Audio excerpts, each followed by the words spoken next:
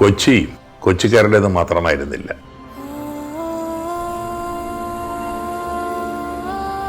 കൊച്ചിയിൽ വന്നുവിടുന്ന ആർക്കും കൊച്ചിയുടെ പേരിൽ അവകാശമുണ്ടായിരുന്നു.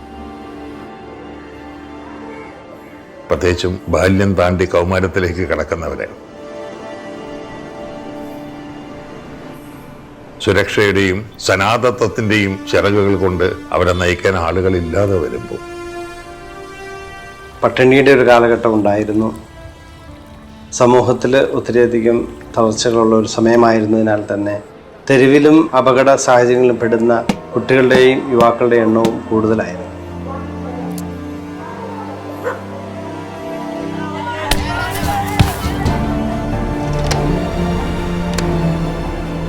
അവർക്ക് വഴിപഴച്ചു പോകുവാൻ ഒരുപാട് അവസരങ്ങൾ ഇവിടെ അവരുടെ കൺവെട്ടത്തുണ്ടായിരുന്നു.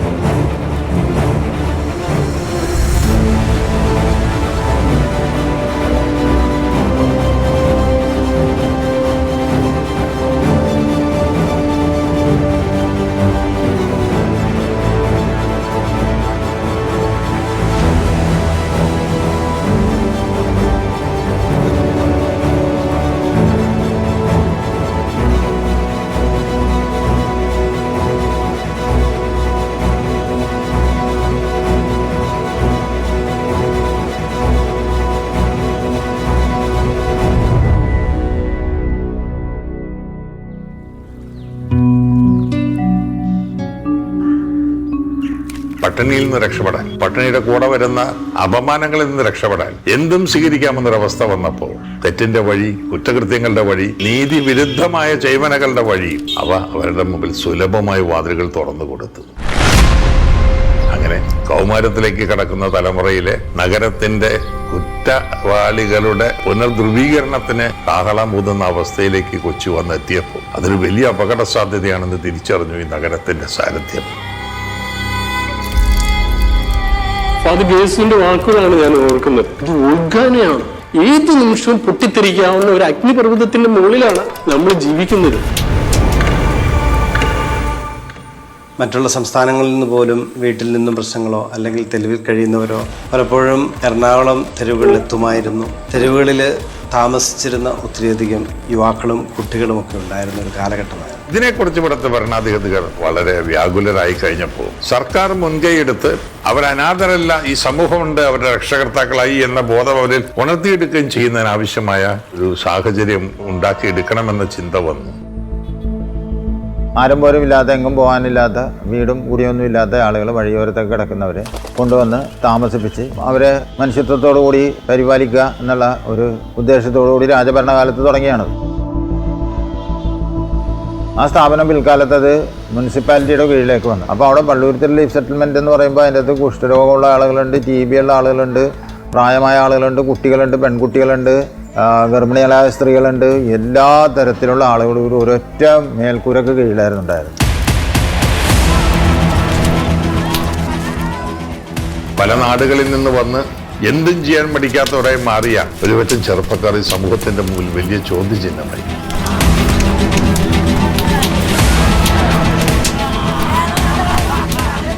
എറണാകുളത്ത് ബസ് സ്റ്റാൻഡിനടുത്തുള്ള തെരുവ് കുട്ടികളെന്നൊക്കെയാണ് അവർ പറയുന്നത്. എന്തോ ക്രൈം ചെയ്തെന്ന് പറഞ്ഞ് പോലീസ് അവരെ ചൂരലിനടിച്ചു.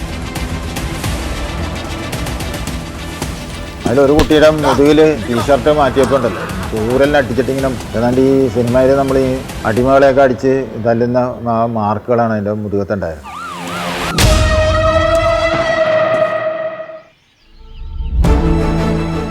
വടുതല ഡോൺ ബോസ്കോയിൽ നിന്നും വർഗീസ് മേനാച്ചേരി അച്ഛനും ലൂയിസ് പാനികുളങ്ങര അച്ഛനും ഒക്കെ ചേർന്ന് ഞായറാഴ്ചകളിലൊക്കെ പള്ളുരുത്തി റിലീഫ് സെറ്റിൽമെൻറ്റിൽ വരികയും അവിടെ ഉണ്ടായിരുന്ന കുട്ടികൾക്കും യുവാക്കൾക്കും വേണ്ടി കളികളൊക്കെ നടത്തുകയും അവരെ ഒന്ന് ഒരുമിപ്പിക്കുവാനായിട്ട് പരിശ്രമിക്കുകയും ചെയ്തു. തെരുവിൽ വളർന്ന് തെരുവിന്റെ എല്ലാ അഴുക്ക് മൂലകളോടും ചേർന്ന് ഇടപഴകിക്കൊണ്ടുള്ള അവരുടെ ജീവിതത്തിന്റെ ലക്ഷ്യബോധം നഷ്ടപ്പെട്ട യാത്രയിൽ അവരെ നേർവഴിക്ക് കൊണ്ടുവരിക എന്നുള്ളത് നഗരത്തിന്റെ ആവശ്യമായിരുന്നു. അതിന് മൂല്യാധിഷ്ഠിതമായ രീതിയിലുള്ള സേവന ശുശ്രൂഷയുടെ പിൻബലവുമായി ഡോൺ ബോസ്കോ എന്ന വിശ്വ സാഹോദര്യ പ്രസ്ഥാനം ഇടചെയ്തു. അന്നത്തെ ഈ ചുറ്റുപാട് വളരെ മോശമാണെന്ന് ഗ്രഹിച്ചുകൊണ്ട് തന്നെ ഡോൺ ബോസ്കോയുടെ പ്രവർത്തനം കുട്ടികൾക്കും യുവാക്കൾക്കും വേണ്ടി ആണെന്ന കാരണത്താൽ കൂടെ അവരുടെ കാര്യത്തിൽ പ്രത്യേകമായിട്ടുള്ള ഒരു താല്പര്യമെടുത്തുകൊണ്ട് വർഗീസ് മേനാച്ചേരി അച്ഛൻ അന്നത്തെ നഗരസഭ അധികാരികളെ സമീപിക്കുകയും അതേ സമയത്ത് അവരും ഈ കുട്ടികളുടെ യുവാക്കളെ എന്തു ചെയ്യണമെന്നതിനെക്കുറിച്ച് ചിന്തിച്ചുകൊണ്ടിരുന്ന അവസരമായിരുന്നതിനാൽ തന്നെ കൊച്ചി നഗരസഭയുടെ അധികാരികൾ ഡോൺ ബോസ്കോയെ ഈ കുട്ടികളെ യുവാക്കളെ ഏൽപ്പിക്കുവാനായിട്ട് തീരുമാനിക്കുന്നു. ഇവിടുത്തെ ഡോൺ ബോസ്കോ തുടങ്ങിയ കാലഘട്ടത്തിൽ അന്ന് ഞാനിവിടെ ഉണ്ട്. അന്ന് തുടങ്ങി എനിക്ക് ഇവർ രണ്ടുപേരും അറിയാം. ഫാദർ ഗേഴ്സിന്റെ കാലഘട്ടത്തിൽ ബ്രദർ വർഗീസും ബ്രദർ ലൂയിസുമായിട്ട് ഇവിടെ എത്തിയവരാണ്. പിന്നീട് പുരോഹിതരായി തിരിച്ച് ഇവിടെ വന്ന് രണ്ടാമത് സ്നേഹഭവനും മറ്റും തുടങ്ങേണ്ട ആ സാഹചര്യത്തിലേക്ക് തിരിഞ്ഞത്. 1974 മെയ് മാസം 26-ാം തീയതി ഇതിനു വേണ്ടിയിട്ടുള്ള തീരുമാനം കൊച്ചി നഗരസഭ അന്നത്തെ മേയറായിരുന്ന ഹംസകുഞ്ഞ് സാറ് ചേർന്ന് തീരുമാനമുണ്ടാക്കി. So this is a work that really grew, and we Salesians also, by being part of this program, we also learned how to work with the government, how to work with the people for the cause of poor abandoned children. 105 കുട്ടികളെയാണ് അന്ന് relief സെറ്റിൽമെൻറ്റിൽ നിന്നും സ്നേഹഭവന് വേണ്ടിയിട്ടുള്ള സ്ഥലം കണ്ടെത്തിയ ആ സ്ഥലത്തേക്ക് കൊണ്ടുവന്നത്. അന്നത്തെ കാലത്ത് വളരെയധികം സാമ്പത്തിക ബുദ്ധിമുട്ടുകൾ ഉണ്ടായിരുന്നതിനാൽ തന്നെ ഓരോ നേരത്തെയും ഭക്ഷണത്തിനുള്ള വക കണ്ടെത്തുക എന്നത് വളരെ ബുദ്ധിമുട്ടായിരുന്നു. കൊച്ചി നഗരസഭയുടെ സഹായം ഉണ്ടായിരുന്നെങ്കിൽ പോലും ഈ കുട്ടികളുടെ എല്ലാ കാര്യങ്ങളും അവർക്ക് കൊടുക്കുവാനായിട്ട്, ഓരോ ദിവസവും അവർക്ക് ഭക്ഷണം എത്തിച്ചു കൊടുക്കുവാനായിട്ട്, അവർക്കുള്ള വസ്ത്രത്തിൻ്റെ കാര്യം, വിദ്യാഭ്യാസവും അതുപോലെ തൊഴിൽ പരിശീലനവും ഒക്കെ കൊടുക്കേണ്ട വലിയൊരു പ്രധാനപ്പെട്ട കാര്യങ്ങളുണ്ടായിരുന്നു. ഇതിനൊക്കെ വേണ്ടിയിട്ട് ഒത്തിരിയധികം റിസോഴ്സുകൾ കണ്ടെത്തുവാനായിട്ട് വർഗീസ് മേനാച്ചേരി അച്ഛൻ ഒത്തിരിയധികം അലയേണ്ടതായിട്ട് വന്നിട്ടുണ്ട്. അന്നത്തെ കാലത്ത് ട്രെയിനൊക്കെ വന്ന് അവസാനിക്കുന്നത് കൊച്ചിയിലും എറണാകുളത്തുമാണ്. അപ്പോൾ ഒത്തിരി കുട്ടികൾ നോർത്ത് ഇന്ത്യയിൽ നിന്നും ബോംബെയിൽ നിന്നും ആന്ധ്രാപ്രദേശും തമിഴ്നാടും ഒക്കെ ട്രെയിൻ കയറി ഇവിടെ വന്നിറങ്ങും.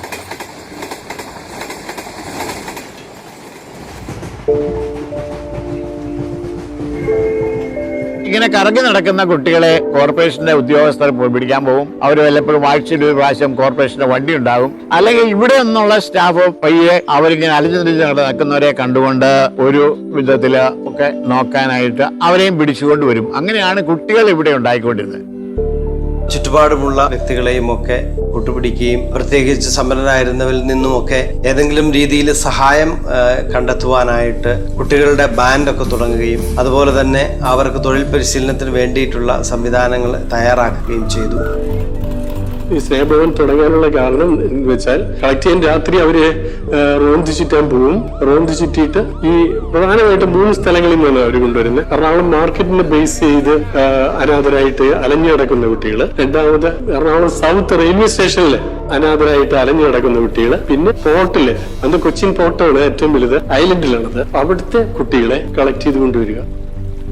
വന്ന ഉടനെ ആദ്യം തന്നെ റെഫ്യൂജീസ് സെറ്റിൽമെന്റിൽ പോയി രജിസ്റ്റർ ചെയ്യും. രജിസ്റ്റർ ചെയ്തിട്ട് 20 വയസ്സിന് താഴെയുള്ളവരെ ആണ് ഇങ്ങോട്ട് കൊണ്ടുവരുന്നത്. ഫാദർ വർഗീസ് മേനാച്ചേരി എന്ന് പറയുന്നത് അനാഥ കുട്ടികൾക്ക് ഒരു വഴികാട്ടി തന്നെയായിരുന്നു. ഞങ്ങളെയൊക്കെ രാവിലെ ഉറക്കത്തിൽ നിന്ന് വിളിച്ചെണീപ്പിച്ച് ദിവസവും രാവിലെ തണുത്ത വെള്ളത്തിൽ കുളിപ്പിക്കുകയും അത് കഴിഞ്ഞിട്ട് രാവിലത്തെ പ്രാർത്ഥനന് മുമ്പ് എഴുന്നേറ്റിരുന്ന് പ്രാർത്ഥനയും ഓരോ ഭക്ഷണത്തിന് മുമ്പ് അച്ഛൻ എഴുന്നേറ്റിരുന്ന് പ്രാർത്ഥിക്കാൻ പഠിപ്പിക്കലും രാത്രി ആയിക്കഴിഞ്ഞാൽ ഞങ്ങളെ കഥ പറഞ്ഞ് ഉറക്കല്. ആറീസത്തിനെ കൊണ്ട് നല്ല അനുഭവങ്ങളാണ് ഉണ്ടായിട്ടുള്ളത്. കാരണം എന്നെ സംബന്ധിച്ചോളം കാണപ്പെട്ട ദൈവം എന്നൊക്കെ പറയുന്നത് അദ്ദേഹം തന്നെയാണ്. എന്റെയൊക്കെ ചെറുപ്പ കാലഘട്ടത്ത് ഞങ്ങൾ ഏറ്റവും ഭയപ്പെട്ടിരുന്ന ഒരു സമൂഹം ഇവിടെ എറണാകുളം മാർക്കറ്റിലുള്ള ചന്തപ്പിള്ളേരെന്നാണെന്ന് ഞങ്ങൾ പറയുക. അവരെയായിരുന്നു. കാരണം അവരത്ര റഫാണ്. ഈ കുട്ടികള് സ്നേഹഭവനിൽ വന്നപ്പോ അവരൊരു പൂച്ചകളായി. ഐലൻഡിൽ നിന്ന് വരുന്ന ഇതുപോലെ പിടിച്ചുകൊണ്ട് വരുന്ന ഒരു സംഘം കുട്ടികളുടെ മുമ്പില് ഇവരാരുമല്ല, അത്ര റഫായിരുന്നു. ഒളിച്ചിരിക്കാൻ ഇടവും കൈനീട്ടി വ്യാപരിക്കാൻ വേണ്ടതിലേറെ കുറ്റകൃത്യങ്ങളും ഒന്നിന്റെയും മുമ്പിൽ നിന്ന് നമ്മളെ പുറകോട്ട് പിടിച്ചു വലിക്കാനുള്ള സാന്മാർഗിക ബോധം ഇല്ലായ്മയും വരുമ്പോൾ ഒരു തലമുറയ്ക്ക് വഴിപഴയ്ക്കാൻ അതിനേക്കാൾ അനുകൂലമായ സാഹചര്യങ്ങളില്ല. 4 വയസ്സുള്ളപ്പോൾ മുതൽ ഞാൻ എറണാകുളം തെരുവുകളിൽ അലഞ്ഞു നടക്കുകയും ഭിക്ഷയാചിച്ചും കുപ്പി പാട്ട ചാക്കൊക്കെ പിറക്കി ജീവിച്ചിരുന്ന ഒരു മനുഷ്യനാണ്. സോ കോർപ്പറേഷൻ ഭിക്ഷാടനം നിരോധിച്ചതിനാൽ ഞങ്ങളെല്ലാം അവർ റിലീഫ് സെറ്റിൽമെൻറ്റിൽ കൊണ്ടുപോയി. സ്നേഹഭവനിൽ നിന്ന് ആദ്യത്തെ ബാച്ചിൽ സ്നേഹഭവനിൽ കാലുകുത്തുന്ന ഒരാളാണ് ഞാൻ. പല സാഹചര്യങ്ങൾ കൊണ്ട് അവര് പോന്ന കുട്ടികളുണ്ട്. കുടുംബത്തിലെ പ്രശ്നം, പിന്നെ നല്ല ശതമാനം മുസ്ലിംസ് കുട്ടികളുണ്ടായിരുന്നു അവിടെ. ബാപ്പയും ഡൈവേഴ്സ് ചെയ്ത് ഇവരൊറ്റപ്പെടുക. ഈ നോക്കാനും പറ്റാത്ത ആൾക്കാർ വേറെ എവിടെ പോകാനുമില്ലല്ലോ. അവര് ഇവിടെ തന്നെ നിന്ന് വളരും. ഒരു 2.5-3 വയസ്സുള്ള സമയത്തായിരുന്നു ഡോൺ ബോസ്കോയിലെ അച്ഛന്മാരിങ്ങനെ കുട്ടികളെ പഠിപ്പിക്കുന്ന ഒരു സ്ഥാപനം തുടങ്ങുന്നുണ്ടെന്നും പറഞ്ഞുകൊണ്ട് അവിടെ ഇവർ വരികയാണ്. ഈ 100ഓളം കുട്ടികളെ ഇങ്ങനെ നിരത്തി നിർത്തിയിട്ട് അതിൽ നിന്നാണ് അച്ഛന്മാർ ഈ കുട്ടികളെ സെലക്ട് ചെയ്തെടുത്തത്. അതായത് 5 വയസ്സിന് മേൽപോട്ടാണ് ഈ സ്ഥാപനത്തിൽ പാടുള്ളൂ ശരിക്കും പറഞ്ഞാൽ. പക്ഷേ എനിക്കന്ന് 5 വയസ്സായിട്ടില്ല, ഒരു 4 വയസ്സൊക്കെ ആയിട്ടുണ്ടാകാൻ സാധ്യതയുണ്ട്. എൻ്റെ സഹോദരന്മാർ അവരെ സെലക്ട് ചെയ്തതിൻ്റെ പേരിൽ അച്ഛൻ പറഞ്ഞെങ്കിൽ അവനും കൂടി പോരട്ടെ എന്ന് പറഞ്ഞു. ഞാൻ അവിടെ നിന്ന് കരയായിരുന്നു എന്നൊക്കെയാണ് പറയണത്. അപ്പോൾ അത് കാരണം കൊണ്ട് എന്നെയും കൂടി കൊണ്ടുവന്നു. 7ാം ക്ലാസ് വരെ ജയിച്ച്. അപ്പോൾ അമ്മച്ചി മരിച്ചു കഴിഞ്ഞപ്പോഴത്തേന് അച്ചാച്ചൻ 1 വർഷമായപ്പോൾ തന്നെ അച്ചാച്ചൻ വേറൊരു വിവാഹം കഴിച്ച്. അപ്പോൾ അവർ നല്ലൊരു സ്ത്രീ ആയിരുന്നു. 1 മാസം താമസം കഴിഞ്ഞപ്പോഴത്തേന് അച്ചാച്ചൻ്റെ പഴയ കൂരകൃത്യങ്ങളൊക്കെ അറിഞ്ഞ് കഴിഞ്ഞപ്പോൾ അവർ വീണ്ടും അച്ചാച്ചനെ ഉപേക്ഷിച്ച് പോയി. സ്നേഹഭവൻ്റെ ആദ്യത്തെ ഉണ്ടായിരുന്ന അച്ഛൻ വർഗീസ് മാനേജരി ഞങ്ങളെ വന്ന് സെറ്റിൽമെൻറ്റ് വന്നിട്ട് ഞങ്ങളൊരു 10-15 പിള്ളേരെ സ്നേഹഭവനിലോട്ട് കൊണ്ടുപോയി അവിടെ നിന്ന് പഠിപ്പിക്കാമെന്നൊക്കെ പറയുകയൊക്കെ ചെയ്തു. എൻ്റെ അവസ്ഥ വളരെ ദയനീയമായിരുന്നു. അതായത് കുടുംബങ്ങളിൽ സമാധാനമില്ല, ശാന്തിയില്ല, അച്ഛൻ മദ്യപാനം, അമ്മ ചുണ്ടിക്കാരി, മക്കൾ തല്ലിക്കൊള്ളികൾ. ഞാൻ പാട്ടുണ്ടാക്കിയതാണ്. അപ്പം ആ അവസ്ഥ ചിന്തിച്ചാൽ എനിക്ക് ഇങ്ങനെ ജീവിക്കാൻ തോന്നുന്നില്ല. ഈ മക്കളെ നോക്കാൻ ആരുമില്ല. അതുകൊണ്ട് തെരുവിൽ വന്നു എച്ചിലുപാരി തിന്നാ പോലീസുകാർ പിടിച്ച് അടിച്ചു ഓടി. അവർക്ക് ഉണ്ടാക്കാൻ സ്ഥലമില്ലല്ലോ. അന്ന് കുട്ടികൾ ജയിലായിരുന്നു. തുടങ്ങിയത് തൃശ്ശൂർ, കോഴിക്കോട്, കൊല്ലം, അവിടെയൊക്കെ തുടങ്ങിയ കാലം. അപ്പം അത് ഞാൻ കൊണ്ടാകുന്നത് സ്നേഹഭവനില്ല. എനിക്ക് ഏക ആശ്രയം.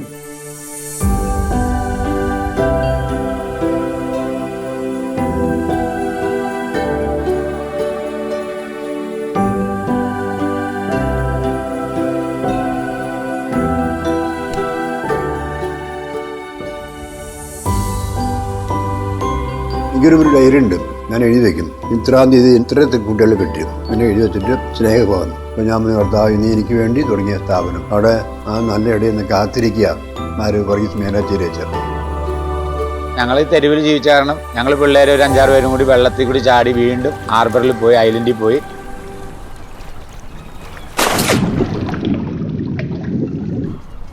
ഐലൻഡ് വന്നപ്പോൾ അന്നേരത്തെന്ന് പറഞ്ഞാൽ ഒരുപാട് താതാക്കന്മാരും ഒരുപാട് മറ്റുള്ള രീതിയിൽ നടക്കുന്ന പെണ്ണുങ്ങളും അന്നൊരു കൊച്ചു തന്നെ ആയിരുന്നത്.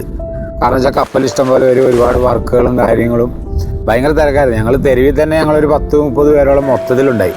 അതിനകത്ത് ഭ്രാന്തന്മാരുണ്ട്, പെണ്ണുങ്ങളുണ്ട്, ചെറിയ പെൺപിള്ളേരുണ്ട്, ചെറിയ ആൺപിള്ളേരുണ്ട്, ചെറിയ കുട്ടികളുണ്ട്. ഒരു 5 വയസ്സിന് മേലോട്ടുള്ള പിള്ളേർ വരെ ഉണ്ടായിരുന്നു അതിനകത്ത്. അങ്ങനെ ഞങ്ങൾ അവിടെ ജീവിച്ചുകൊണ്ടിരുന്ന സമയത്ത് അച്ഛനെ പറഞ്ഞ ഇപ്പം നിങ്ങൾ ചാടിപ്പോയല്ലേ, അപ്പം നിങ്ങൾക്ക് നിർബന്ധം ഇല്ലെങ്കിൽ വരണ്ട എന്നുള്ള ഒരു ഇതിൽ അച്ഛൻ എല്ലാ ആഴ്ചയിലും വന്ന് ഞങ്ങളെ വന്ന് കാണുമായിരുന്നു.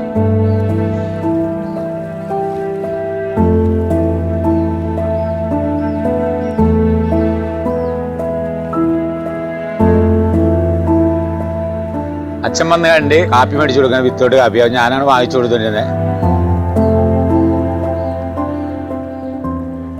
അപ്പോൾ ഒരു സുപ്രഭാതം ഞാൻ ഇല്ലാണ്ടിരുന്നപ്പോൾ അച്ഛൻ ചോദിച്ചു, തങ്കച്ചൻ ഇങ്ങനെ എന്ത് ചെയ്യുന്നു ചോദിച്ചു. അവർ മയക്കുമരുന്ന് കച്ചവടം ചെയ്ത് പോലീസ് പിടിച്ച് ജയിലിലാന്ന് പറഞ്ഞു. അപ്പോൾ അച്ഛൻ ജയിലിലോട്ട് ഒരു ലെറ്റർ വിടുകയാണ് എനിക്ക്. തങ്കച്ചൻ എന്ന് പറഞ്ഞ് ജോസഫ് ആന്റണി എന്ന് പറഞ്ഞ് ഒരു ലെറ്റർ വിട്ടു. ലെറ്ററിനകത്ത് ഇതാണ് ഉണ്ടായിരുന്നത്: നീ അവിടുന്ന് നിന്റെ ശിക്ഷ കഴിഞ്ഞ് വരുമ്പോൾ നീ എന്നെ കാണാണ്ട് ഒരു സ്ഥലത്തും പോകലെന്ന് ഇങ്ങനെ അച്ഛൻ പറഞ്ഞു.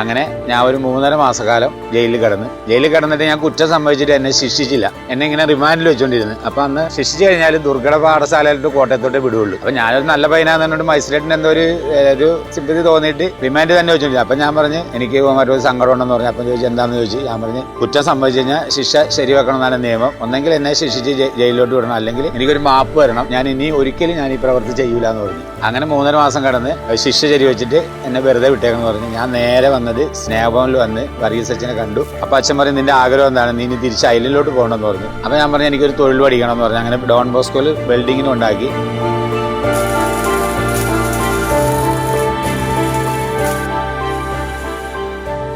പത്ത് വയസ്സുള്ള കുട്ടിയാണ്. അവൻ രാവിലെ എഴുന്നേറ്റ് കഴിയുമ്പോൾ പ്രാഥമിക സൗകര്യങ്ങൾ അവൻ ചെയ്യണമെന്ന് ഫോളോ അപ്പ് ചെയ്യണം. ഫുഡ് ഇവിടെ സപ്ലൈ ചെയ്യുമ്പോൾ അത് കൃത്യമായിട്ട് കിട്ടണമെന്ന് നോക്കണം. പിന്നെ വിദ്യാഭ്യാസപരമായിട്ടെന്ന് പറഞ്ഞാൽ അവിടെ ഒരു LP സ്കൂൾ ഉണ്ടായിരുന്നു, സെന്റ് തോമസ് LP സ്കൂൾ, പിന്നെ SDPO school, saint Sebastian school. അവിടെയൊക്കെ കുട്ടികളുടെ പ്രായവും ചില കുട്ടികൾ വീട്ടിൽ നിന്ന് പോലും 3ാം ക്ലാസ്സിൽ പഠിച്ചിട്ടുണ്ടാവും, അല്ലെങ്കിൽ 4ാം ക്ലാസ്സിൽ പഠിച്ചിട്ടുണ്ടാവും. ഹിന്ദിക്കാരുണ്ടാവും, ബീഹാർ, തമിഴ്നാട്. അപ്പൊ അവരെ കുട്ടികൾ അതനുസരിച്ച് അവരെ ചേർത്ത് മലയാളം പഠിക്കും, അത് സ്കൂളിൽ വിടും. അല്ലാത്ത ആൾക്കാർക്ക് അച്ഛൻ കാർപ്പൻട്രി, പിന്നെ ടൈലറിങ്, അപ്പൊ ആ വരാന്തയില് പഠിപ്പിക്കും. അപ്പൊ അത് ഞങ്ങള് അത് പഠിപ്പിച്ചില്ലെങ്കിൽ ഞങ്ങൾ ഈ സ്കൂളിൽ പോയി പിള്ളേര് അത് പോകണമെന്ന് ഉറപ്പുവരുത്തും. വന്നു കഴിയുമ്പോൾ ഭക്ഷണത്തിന് അവർക്ക് കൃത്യമായിട്ട് ഭക്ഷണം കിട്ടണമെന്ന് നോക്കും, ഇവർ തല്ലി പിടിക്കണമെന്ന് നോക്കും. പല ഇതിൽ നിന്ന് തന്നെ കുട്ടികളാണല്ലോ. അപ്പൊ അവരുടെ ഡയലോഗുകൾ ശ്രദ്ധിക്കണം.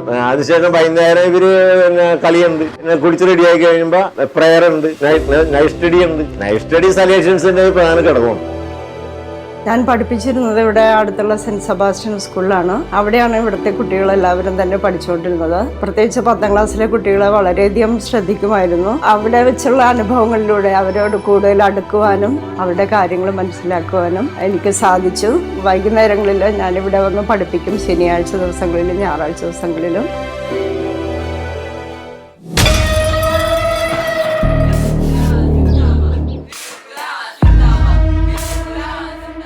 ഇവിടെ ഒരു ദിവസം ഭയങ്കര സ്ട്രൈക്കാണ്, ഭയങ്കരമായ സ്ട്രൈക്ക്. ഇതൊന്നും ഒരു 11 മണി ആവാറായിട്ടുണ്ടാവും. ഭയങ്കര വിപ്ലവം. അതിനകത്ത് ചില്ലയ്ക്ക് കോർപ്പറേഷൻ ഇട്ട ജനലാണ്. അതൊക്കെ പാത്രം, അവരുടെ ഇരുമ്പ് പാത്രമാണ് അവർക്ക് ഭക്ഷണത്തിന് കൊടുക്കുന്നത്. ആ ഇരുമ്പ് പാത്രം കൊണ്ട് അടിച്ചു വെക്കുന്നത് ഭയങ്കര വിപ്ലവം. അതോടൊപ്പം പുറത്ത് നല്ല കുട്ടികളെന്ന് വിചാരിച്ച് നമ്മളെ കൈകാര്യം ചെയ്തുകൊണ്ടിരുന്ന പല 3 സ്റ്റേജിലുള്ള സബ് ജൂനിയേഴ്സ്, ജൂനിയേഴ്സ്, സീനിയേഴ്സ്, ആ 3 സ്റ്റേജിലുള്ള കുട്ടികളെ മൊത്തം നീങ്ക്രാവ് വിളിക്കുകയാണ് ഭയങ്കരമായിട്ട്. ഇവരെ നിയന്ത്രിക്കാൻ പറ്റുന്നില്ല, അവരെ നിയന്ത്രിക്കാൻ പറ്റുന്നില്ല. അവസാനം പോലീസിനെ വിളിക്കേണ്ട ഗതികേട് വരുമോ എന്നുള്ള സംശയം. അവരൊക്കെ പേടിച്ച് പോയിക്കണം, പുറത്തോട്ട് പോയി. അവരെ ഇവിടെ എന്തും സംഭവിക്കാം, ഏതും സംഭവിക്കാം. ഭയങ്കര അകത്തും പുറത്തും ഭയങ്കര വിപ്ലവം.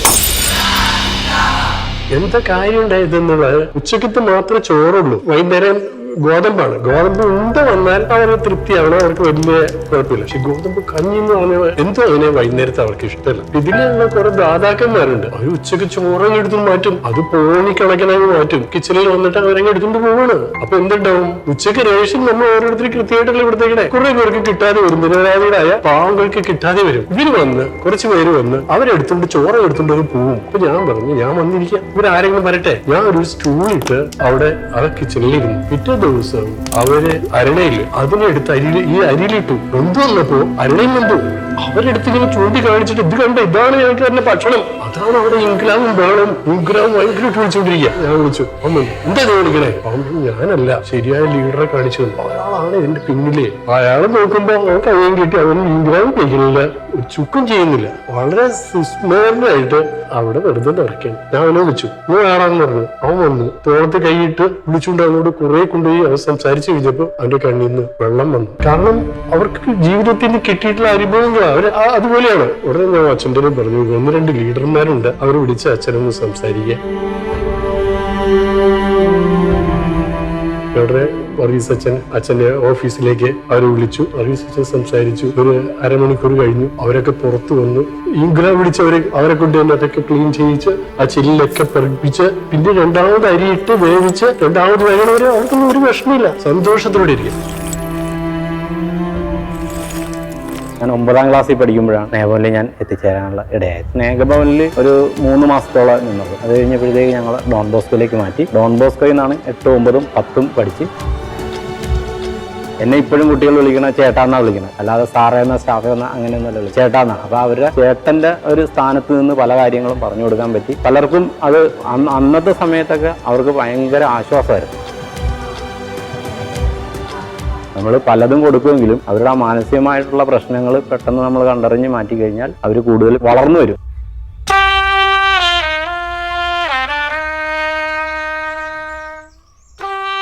ഞങ്ങൾ 3 പിള്ളേരായിരുന്നു ആദ്യം. ഞാൻ, ചേട്ടൻ, ചേച്ചി ആദ്യത്തെ കല്യാണത്തിൽ. രണ്ടാമത് കുറച്ച് നാൾ കഴിഞ്ഞപ്പോഴേക്കും മാറി. അപ്പൊ അമ്മ എന്നെ കൊണ്ടുവന്ന് ചേട്ടനും ചേച്ചിനെയും അപ്പച്ചനും കൊണ്ടുപോയി. കഴിഞ്ഞ് കഴിഞ്ഞപ്പോഴേക്കും പിന്നെ അമ്മ രണ്ടാമത് വേറൊരു റിലേഷൻ വന്ന്. അപ്പൊ ആ സാഹചര്യത്തിൽ പുള്ളിക്ക് എന്നെ അക്സെപ്റ്റ് ചെയ്യാൻ പറ്റാണ്ടായി കഴിഞ്ഞപ്പോഴേക്കും ഇങ്ങനെ അന്വേഷിച്ചു. എവിടെയോ ഡാൻസ് പഠിപ്പിക്കുന്ന ഒരു സാറ് അവിടെ വീടിന്റെ അടുത്ത് വരുമായിരുന്നു. ജോർജ് സാറ് വന്ന് വീട്ടിൽ പറഞ്ഞ് ഇങ്ങനെ ഒരു സ്ഥാപനമുണ്ട് പള്ളുരുത്തിയിൽ, അവിടെ കൊണ്ടുപോയാക്കാന്ന് പറഞ്ഞു. 5ാം ക്ലാസ് വരെ പാരന്റ്സ് ആരും ഈ വഴിക്ക് വന്നിട്ടുണ്ടായിരുന്നില്ല. കുട്ടികള് തെരുവിലാണ് എന്ന് വിചാരിച്ച് അവരാരും പോലും ഇല്ലാത്തവരെന്നല്ല. അത് ഞങ്ങൾക്ക് അറിയാവുന്ന തഹസിൽദാരനും കിടാവ് വരെ അതിനകത്തുണ്ട്. അവിടെ വീട് വിട്ട് പോരാൻ കാര്യം എന്താ? അവന് സുപ്രഭാതം നോക്കിയപ്പോ അവന്റെ അമ്മ തൂങ്ങിക്കിടക്കുക, ആത്മഹത്യ തിരികെയാണ്. അവൻ ആ വീട്ടിൽ പിന്നെ നിൽക്കാൻ അവൻ എങ്ങനെ പറ്റുക?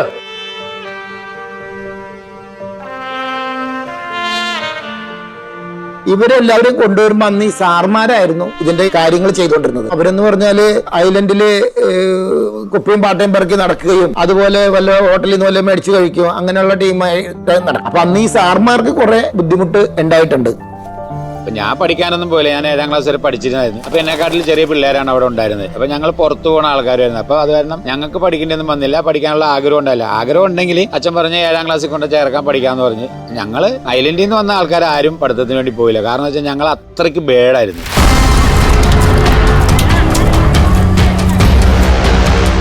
പ്രോഗ്രാനം എന്ന് പറയുന്നതിന് കാരണം ഇവരെ കൊണ്ടുവരുന്നത് പോലീസാണ്. ശരിക്കും ജയിലിൽ അടക്കേണ്ട പിള്ളേരാണ്. പക്ഷെ അവരെ കുറ്റം ചെയ്തതായിട്ട് ഇവർക്ക് രേഖപ്പെടുത്താൻ പറ്റില്ല. ഇവരെ തെരുവിൽ അലയുക. എല്ലാവരും വൈകുന്നേരം ആകുമ്പോഴത്തേന് മയക്കുമരുന്നും വലിച്ച് ചീട്ടും കളിച്ച് അങ്ങനത്തെ ഒരു ജീവിതമായിരുന്നു. കാരണം വെച്ചാൽ അങ്ങനെ ജീവിക്കാൻ പറ്റുള്ളായിരുന്നു ആ സമയത്ത്.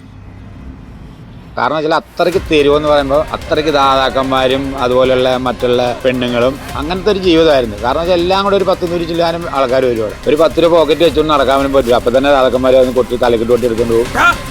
പിന്നെ ഞങ്ങൾ രാത്രിയാകുമ്പോൾ വെളുപ്പിനാകുമ്പോൾ ഇരുമ്പമ്പിന് പോയി ഇരുമ്പ് വെക്കും, കൊണ്ട കൊടുക്കും. അന്ന് ബിരിയാണി കഴിക്കും, ചിലപ്പോൾ കള്ളുകുടിക്കും. പിന്നെ അതിൽ നിന്നും മാറ്റം വന്നത് ഡോൺ ബോസ്കോയിൽ വന്നതിന് ശേഷം ഒരുപാട് മാറ്റം വന്നു. ഫാദർ വർഗീസ് മാനേച്ചേരി പറഞ്ഞ ഒരു വാചകം ഞാൻ ഓർക്കുകയാണ്. ഇവര് മാനസിക സാമ്പത്തികമായിട്ട് 0 ലെവലിലല്ല, ഇവര് മൈനസിലാണ്.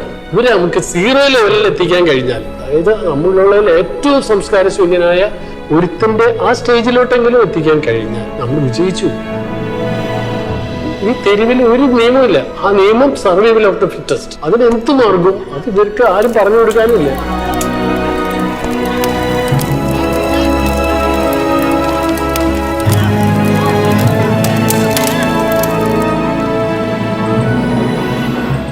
സ്നേഹഭവന്റെ ആരംഭം കുറിച്ചതിന് ശേഷം പഠിക്കുവാൻ താല്പര്യമുണ്ടായിരുന്ന കുട്ടികളെ അവരുടെ കാര്യം നോക്കുവാനായിട്ട് ഇവിടെ പള്ളുരുത്തിയിൽ തന്നെ പുതിയ ഡോൺ ബോസ്കോ ഒരു സ്ഥലം വാങ്ങുവാനായിട്ട് പരിശ്രമിക്കുകയും 1975 തന്നെ ഈ സ്ഥലം വാങ്ങുവാനുള്ള ഒരു ഇനിഷ്യേറ്റീവ് തുടങ്ങുകയും ചെയ്തു. അതിനുശേഷം ഒരു ഷെഡ് പണിയുകയും സ്നേഹഭവനിൽ നിന്നും പ്രത്യേകിച്ച് പഠിക്കുവാനായിട്ട് താല്പര്യമുണ്ടായിരുന്ന ചെറിയ കുട്ടികളായിട്ടുള്ളവരെ ഈ സ്ഥാപനത്തിലേക്ക് മാറ്റുകയും ഡോൺ ബോസ്കോ ഭവൻ എന്ന പേരിൽ പള്ളുരുത്തിയിൽ തന്നെ ഈ പുതിയ ഹോം പ്രവർത്തനം ആരംഭിക്കുകയും ചെയ്തു. 1977 പുതിയ ഒരു ബിൽഡിങ്ങിന് വേണ്ടിയിട്ട് ഉള്ള തറക്കല്ലിടുകയും 78 തന്നെ ആ ബിൽഡിംഗ് കംപ്ലീറ്റ് ആവുകയും ഡോൺ ബോസ്കോ ഭവൻ വലിയ രീതിയിലുള്ള ഒത്തിരിയധികം കുട്ടികൾക്ക് താമസിക്കുവാൻ പറ്റുന്ന രീതിയിൽ ഉള്ള ഒരു പ്രസ്ഥാനമായി മാറുകയും ചെയ്തു.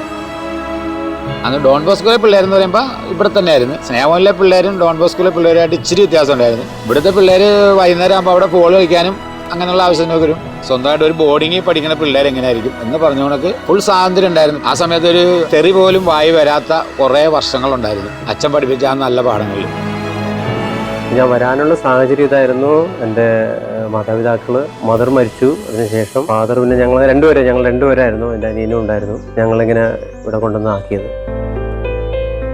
വർഗീസ് മാനേച്ചരി അച്ഛനായിരുന്നു ഇവിടുത്തെ റെക്ടർ. പഴയ പോലെ മഹാരഥന്മാരെ കുറെ അച്ഛന്മാരെ എനിക്ക് പരിചയപ്പെടാൻ സാധിച്ചു. Varghese Manechery, father Louis Panikulangara, father Abraham Poonoli, father CA George, father Francis, father Chandy, അങ്ങനെ ഒത്തിരി പേരുടെ കൂടെ ഞങ്ങൾക്ക് സഹവസിക്കാൻ ഒരു അവസരം കിട്ടി. അതെല്ലാം നല്ലൊരു എക്സ്പീരിയൻസ് ആയിരുന്നു.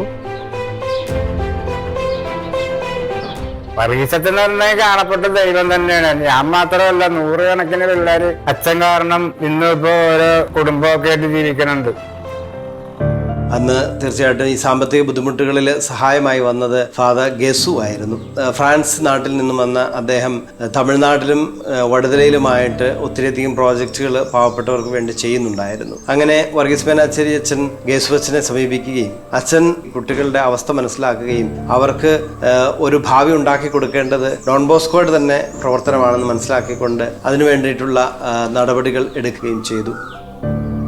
ഇവിടെ നിന്നുള്ള കുറച്ച് കുട്ടികളെ അവരുടെ മാതാപിതാക്കന്മാരുണ്ടെന്ന് കണ്ടാൽ ആ മാതാപിതാക്കന്മാരെയും കൂട്ടിക്കൊണ്ടുവന്ന് അവർക്കൊരു വീടും വെച്ചുകൊണ്ട് താമസിക്കുവാൻ വേണ്ടിയിട്ട് ബോസ്കോ നഗർ എന്നും പറഞ്ഞ ഒരു 10-30 കുടുംബങ്ങൾ വീടുകൾ വെച്ച് കൊടുത്തിട്ട് സ്ഥാപനം ഉണ്ടായിരുന്നു.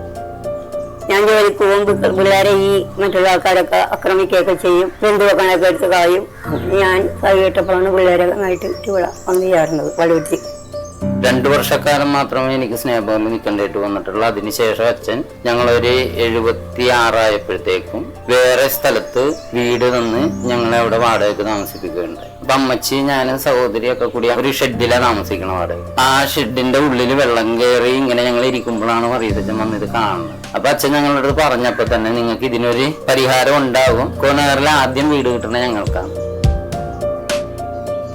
ഫാദർ വർഗീസ് മേനാച്ചേരി 1983 ഞങ്ങൾക്ക് ഈ വീടിന് മുമ്പുള്ള ഭവനം തന്നത്. അപ്പോൾ വളരെ സന്തോഷമായി. എന്ന് വെച്ചാല് ഞാനും എൻ്റെ അമ്മയും അനുജനും, അതിന് ആണെങ്കിൽ 3 പേര് കൂടുതൽ കുടുംബമായിരുന്നു, ചെറിയ ഫാമിലി ആയിരുന്നു. കൂടെ വന്ന അമ്മ അനിയനും ഇല്ല, അങ്ങനെ ഒരു സങ്കടമുണ്ട്. എന്നാലും ഇപ്പൊ ഭാര്യയും 2 മക്കളും ഞാനും അടങ്ങിയ കുടുംബവും സന്തോഷമായിട്ട് തന്നെ ജീവിക്കണം.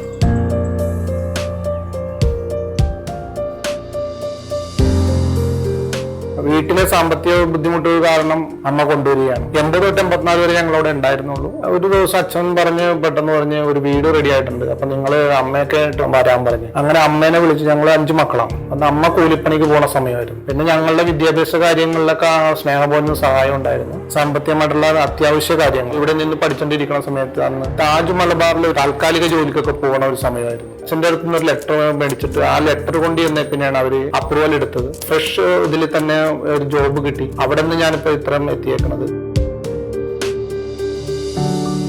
ഇപ്പൊ ഞാൻ ഈ താജ് ഗേറ്റ് വേ ഹോട്ടൽ എറണാകുളം എന്ന് പറഞ്ഞ സ്ഥലത്താണ് വർക്ക് ചെയ്യുന്നത്. അവിടെ ഞാൻ സെക്യൂരിറ്റി അസിസ്റ്റന്റ് ആണ്.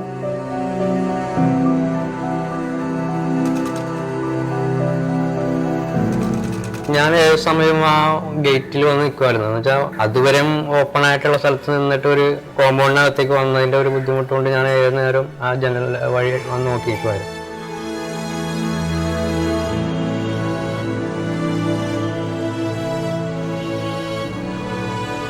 അപ്പൊ അത് കണ്ട അച്ഛന് മനസ്സിലായിട്ടാണ് അച്ഛൻ പെട്ടെന്ന് തന്നെ ഈ ഒരു വീട് ശരിയാക്കി തന്നത്.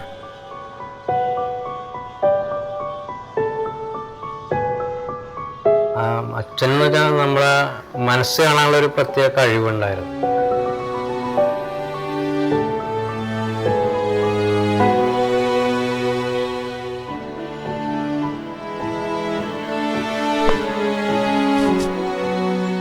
അതാണ് നമ്മൾ ഒന്നും പറയാതെയാണ് ആ വാദിക്ക് വന്ന് നിൽക്കുന്നത് എങ്കിലും ആ ഒരു മനസ്സ് കണ്ടപ്പോൾ നിനക്കൊരു വീട് വേണം, നിന്റെ അമ്മനെയും പെങ്ങളെയും താമസിപ്പിക്കണം, അതുകൊണ്ട് നീ എത്രയും പെട്ടെന്ന് അങ്ങോട്ട് മാറാം. അങ്ങനെയാണ് ആ ഒരു സംഭവം തന്നെ ഉണ്ടായത്.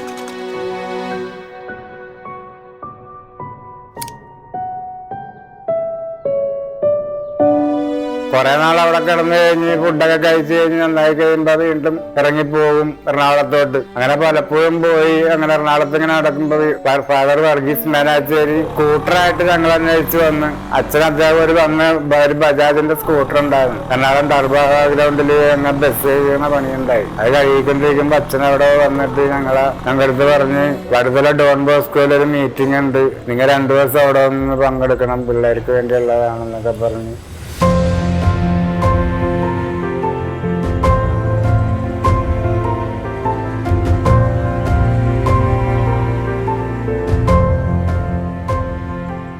ഞങ്ങൾ അവിടെ പോയി ആ സെമിനാറിന് 2 ദിവസം പങ്കെടുത്ത്. അപ്പൊ അവിടെ വെച്ച് അച്ഛൻ ഇങ്ങനെ പ്രഖ്യാപിക്കാൻ ഞങ്ങൾക്കൊരു വീട് തരാനുള്ള ഇത്. അങ്ങനെയാണ് ഞങ്ങൾക്ക് ഇവിടെ വീട് തന്നത്.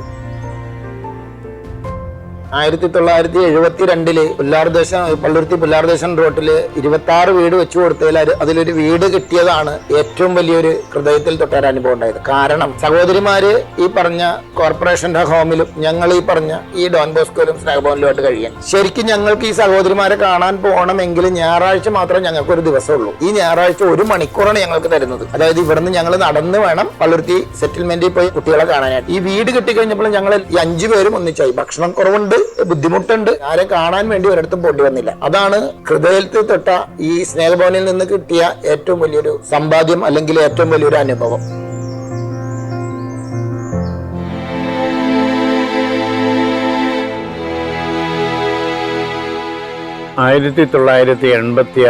മെയ് 6 സ്നേഹഭവൻ സ്ഥാപനം തുടങ്ങിവെച്ച ഫാദർ വർഗീസ് മേനാച്ചേരി മരിക്കുന്നത്.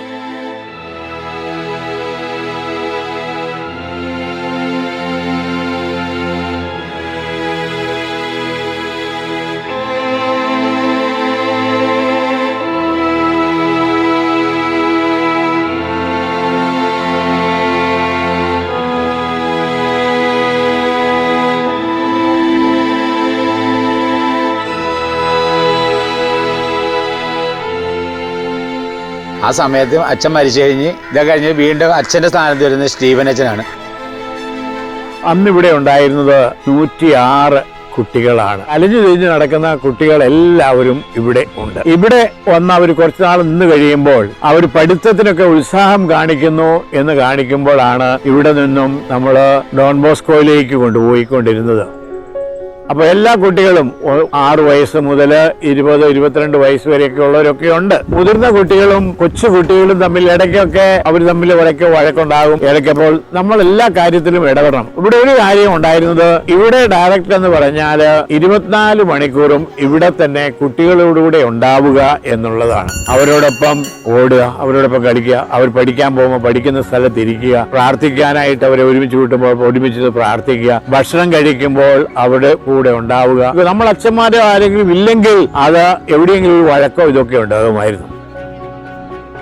വിവാഹത്തിന് മുമ്പ് തന്നെ എനിക്കൊരു ഓട്ടോറിക്ഷ വേണമെന്ന് പറഞ്ഞ് ഡ്രൈവിംഗ് പഠിക്കണമെന്ന് പറഞ്ഞ് ഞാൻ ഡ്രൈവിംഗ് പഠിച്ച്. അപ്പോൾ അച്ഛൻ എനിക്ക് ഒരു വണ്ടി മേടിച്ചെന്ന്. പിന്നെ അച്ഛൻ പറഞ്ഞ് ഇവരെയൊക്കെ പഠിപ്പിക്കണം എന്ന് പറഞ്ഞ് ഞാനൊരു 2-3 പേരെ ഡ്രൈവിംഗ് പഠിപ്പിച്ച് അച്ഛൻ്റെ ഒരു 9 ഓട്ടോറിക്ഷ എടുത്ത് ഇത്ര 10-22,000 രൂപ അച്ഛൻ തന്നെ സഹായിച്ച്. അതിൽ 10-20,000 രൂപ അച്ഛന് തിരിച്ചു കൊടുത്തു. അവൻ ആ ഓട്ടോയിൽ നിന്നും വേറൊരു ഓട്ടോ അവൻ വാങ്ങിച്ചു. അവന് കൊടുത്ത് ആ വീട് വെച്ച് അവൻ വേറൊരു വീടും കൂടെ വാങ്ങിച്ചു. ഇപ്പൊ അവന് 3 പെൺമക്കളാണ്. 3 പേരെ മരിച്ചു. മൂത്ത മോള് SBI ഓഫീസറായി, മറ്റേ കോളേജ് പ്രൊഫസറായി, 3ാമത്തെ മോള് ഫാസിലിറ്റിക്കൽസിന്റെ നടത്തി. എനിക്ക് 10 വയസ്സുള്ളപ്പോൾ എൻ്റെ അച്ഛനും അമ്മയും നഷ്ടപ്പെട്ടു. എൻ്റെ അനിയനെ ഞങ്ങളെ ഇവിടെ കൊണ്ടുവന്നാക്കി. 2 സഹോദരിമാരെ വേറൊരു കോൺവെന്റിൽ കൊണ്ടാക്കി. അങ്ങനെയാണ് ഇവിടെ ഈ സ്ഥാപനത്തിൽ വരാനുണ്ടായ സാഹചര്യം. വേറെ കുടുംബങ്ങളിൽ കിട്ടാത്ത അത്രയും എനിക്ക് ഇവിടുന്ന് കിട്ടിയിട്ടുണ്ട്. ഒരുപാട് വ്യക്തികളൊക്കെ ഉന്നതരായിട്ടുള്ള ആൾക്കാരെ കാണാൻ പറ്റിയിട്ടുണ്ട്. ഒരുപാട് സ്ഥലങ്ങളിൽ പോകാൻ പറ്റിയിട്ടുണ്ട്. എനിക്ക് അച്ഛനില്ല, ശരിക്കും അമ്മ മാത്രമേ ഉള്ളൂ. പിന്നെ ഒരു സഹോദരിയുണ്ട്. അമ്മ വീട്ടുജോലിയായിരുന്നു. എന്നെ നോക്കാനായിട്ട് ശരിക്കും ആരും ഇല്ലാത്തൊരവസ്ഥ വന്നു. അങ്ങനെ ഇരിക്കുമ്പോഴാണ് ഒരാൾ പറഞ്ഞ് കോർപ്പറേഷൻ വഴി അവിടെ ചെന്ന് സ്നേഹഭവനിലേക്ക് ഞാൻ എത്തിച്ചേർന്നത്. എന്നോട് സ്റ്റീവൻ അച്ഛൻ പറഞ്ഞാ ഇവിടെ ഒരു വേക്കൻസി ഉണ്ട് കിച്ചണിലെ ഹെൽപ്പറായിട്ട്, നിനക്ക് പോകാൻ താല്പര്യം ഉണ്ടെന്ന് ചോദിച്ചു. അന്വേഷിച്ചപ്പോൾ താജ് ഗ്രൂപ്പിന്റെ ഹോട്ടലാണ്. 89 ഞാനിവിടെ ജോയിൻ ചെയ്ത് 90 എന്നെ ഇവിടെ സ്ഥിരപ്പെടും. അങ്ങനെയാണ് ഞാൻ ആ ഈ ഒരു ജോലിയിലേക്ക് ഞാൻ വന്നത്. ഇവിടെ ഉണ്ടായിരുന്ന കുട്ടികളെ എവിടെയെങ്കിലും നമ്മൾ പലപ്പോഴും ജോലിക്ക് പോകണം എന്ന് പറഞ്ഞുകൊണ്ട് അവരെ കൊണ്ട് ആക്കും. ഇവിടുന്ന് മരപ്പണി പഠിപ്പിച്ചു, പക്ഷെ അവിടെ നിൽക്കൂല. കുറച്ച് കഴിയുമ്പോൾ അപ്പൊ വേറെ പല സ്ഥലത്തും കൊണ്ടേ നിൽക്കും. ഇവർ നിൽക്കുകയില്ല. കുറച്ചാളം കഴിയുമ്പോൾ അവരെ ആരെങ്കിലും കളിയാക്കും, അല്ലെങ്കിൽ പറഞ്ഞുകൊണ്ട് തിരിച്ചു പോരും. ആ ഒരു പ്രശ്നമായി നമുക്ക് ഒരിടത്തും സെറ്റിൽ ചെയ്യാൻ പറ്റാത്ത അവസ്ഥയായിരുന്നു. അവർക്ക് കുടുംബമായപ്പോഴത്തേക്കും പിന്നെ കുഴപ്പമില്ല.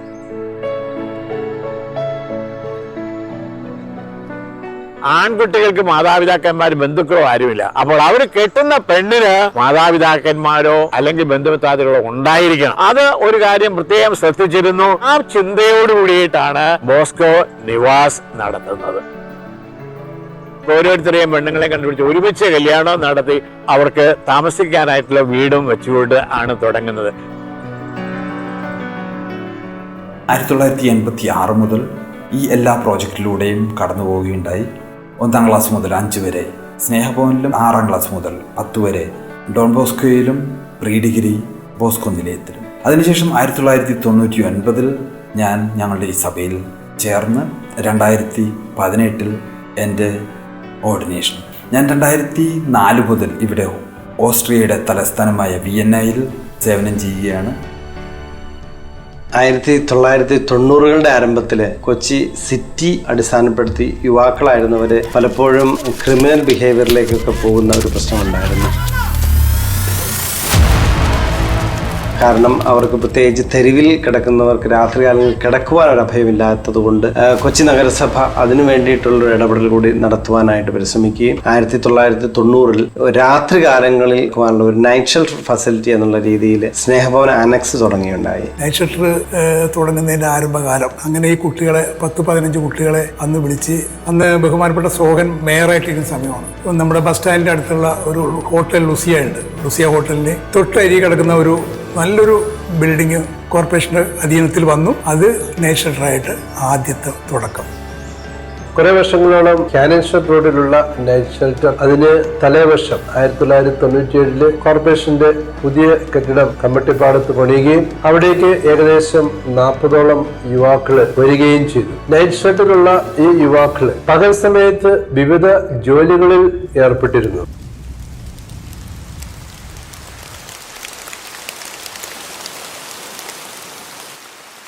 സ്നേഹഭവനിലും ഡോൺ ബോസ്കോയിലുമായി കുട്ടികൾക്ക് വേണ്ടിയുള്ള പ്രവർത്തനം തുടർന്നു പോരുമ്പോൾ കുട്ടികളും യുവാക്കളും ഒരുമിച്ചായിരുന്നു കുറേ വർഷങ്ങൾ. 1986 കുട്ടികളെയും യുവാക്കളെയും പൂർണ്ണമായിട്ടും സെപ്പറേറ്റ് ചെയ്യുന്ന രീതിയിൽ 3 സ്ഥാപനങ്ങൾ പള്ളുരുത്തിയിലേക്ക് പൂർണ്ണമായും വന്നു. 1-ാം ക്ലാസ് മുതൽ 7-ാം ക്ലാസ് വരെ പഠിക്കുന്ന കുട്ടികളും ഹൈസ്കൂൾ തൊട്ട് ഹയർ സെക്കൻഡറി വരെ പഠിക്കുന്ന കുട്ടികളെ ഡോൺ ബോസ്കോ ഭവനിലും, അതിനുശേഷം മുമ്പോട്ട് ഉന്നത വിദ്യാഭ്യാസത്തിലേക്ക് പോകുന്നവരോ ജോലി ചെയ്യുന്നവരോ ആയിട്ടുള്ള വ്യക്തികൾക്ക് വേണ്ടിയിട്ട് 1986-ൽ ബോസ്കോ നിലയം എന്ന് പറയുന്ന ഒരു സ്ഥാപനം കുമ്പളങ്ങി വഴിയിൽ തുടങ്ങുകയുണ്ടായി. ഇതിലേക്കുള്ള ഫണ്ടുകളും ഫാദർ ഗെസു തന്നെയാണ് കണ്ടെത്തിയിരുന്നത്. ബോസ്കോ നിലയത്തിന്റെ കോൺസെപ്റ്റ് തന്നെ പ്രോജക്റ്റിലെ യുവാക്കന്മാരെ മറ്റു യുവാക്കന്മാരുമായിട്ട് കൂട്ടിച്ചേർത്തുകൊണ്ട് അവരെ സമൂഹത്തിന്റെ മുഖ്യധാരയിലേക്ക് കൊണ്ടുവരിക എന്നതായിരുന്നു. ഞാൻ പ്രവർത്തിച്ച കാലഘട്ടത്തിൽ നമ്മുടെ ഇപ്പോഴത്തെ അങ്കമാലിയിലെ MLA റോജി, ഇവരൊക്കെ അവിടെ ഉണ്ടായിരുന്നു. ധാരാളം കലാപരിപാടികൾ, പ്രത്യേകിച്ച് ചിൽഡ്രൻസ് ഡേ, ചിൽഡ്രൻസ് വീക്ക് ഒക്കെ വരുമ്പോൾ അതിന് നേതൃത്വം കൊടുത്തത് ഈ ബോസ്കോ നിലയത്തിലെ യുവാക്കന്മാരായിരുന്നു.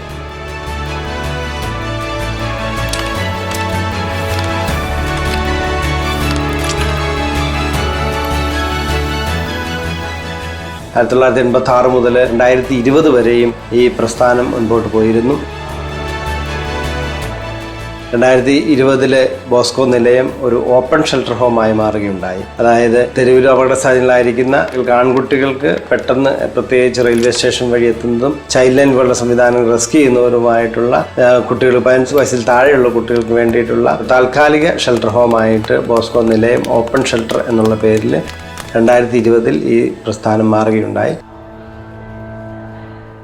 ഇന്ത്യയിലെ പല സ്റ്റേറ്റുകളിൽ നിന്ന് വരുന്ന കുട്ടികളായിരുന്നു. അവർക്ക് മലയാളം ഒന്നും അറിയത്തില്ല. അവരുടെ ഭാഷ തമിഴൊക്കെ ആണെങ്കിൽ അവരെ എഴുതാനും വായിക്കാനൊക്കെ പഠിപ്പിച്ച് സ്കൂളിലേക്ക് ആക്കാനുള്ള ഇതും, അവരുടെ ആരോഗ്യപരമായ കാര്യങ്ങൾക്ക് വേണ്ട കൗൺസിലിംഗ് കൊടുക്കുക,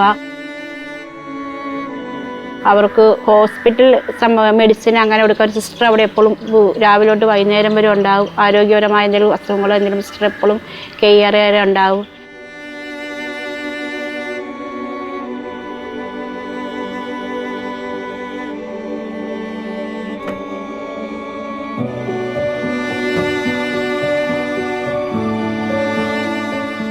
ഒരു പ്രാകൃതമായിട്ടുള്ള രീതിയുള്ള കുട്ടികൾ ഓരോ ദിവസവും പുതിയതായിട്ട് സെറ്റിൽമെന്റ് ചെയ്യുന്ന പോലീസ് പിടിച്ചൊക്കെ അവിടെ കൊണ്ടുവരുന്ന കുട്ടികളായിരുന്നു. എനിക്ക് ആദ്യം 2 ദിവസത്തിൽ ഭയമൊക്കെ തോന്നിയിരിക്കും, ഇവരെങ്ങനെയായിരിക്കും നമ്മളോട്. പിന്നെ കുട്ടികൾ ചേച്ചി ചേച്ചി എന്ന് പറഞ്ഞ് എൻ്റെ പുറകെ വരും. അച്ഛനും ഉണ്ടാകും, ബ്രദറും ഉണ്ടാകും, സിസ്റ്ററും ഉണ്ടാകും. ഒരു ഓഫീസിൽ ഞാനാണ് ആദ്യമായിട്ട് ഇവിടെ ജോലിക്ക് വേണ്ടി ലേഡിയായിട്ട് വന്നിരിക്കുന്നത്. ഇവർക്ക് നമ്മളോട് വലിയൊരു സ്നേഹത്തോടു കൂടിയായിരുന്നു. എന്നോട് ഇത്രയും വർഷം ഞാൻ ഇവിടെ ജോലി ചെയ്തിട്ടുണ്ടെങ്കിലും കുട്ടികളുടെ ഭാഗത്തുനിന്ന് നമ്മളോട് സംസാരത്തിലോ പെരുമാറ്റത്തിലോ അങ്ങനെ ഒരു രീതിയിലും, ഇനി അവരെന്തെങ്കിലും നമ്മളെ വഴക്കിടി കൊടുക്കുകയോ ചെയ്താൽ പോലും അവർ കുറച്ച് കഴിയുമ്പോൾ ചേച്ചി എന്ന് പറഞ്ഞ് വന്ന് വിളിക്കുകയും ആ സ്നേഹം എന്നും നമ്മളോട് കാണിക്കും.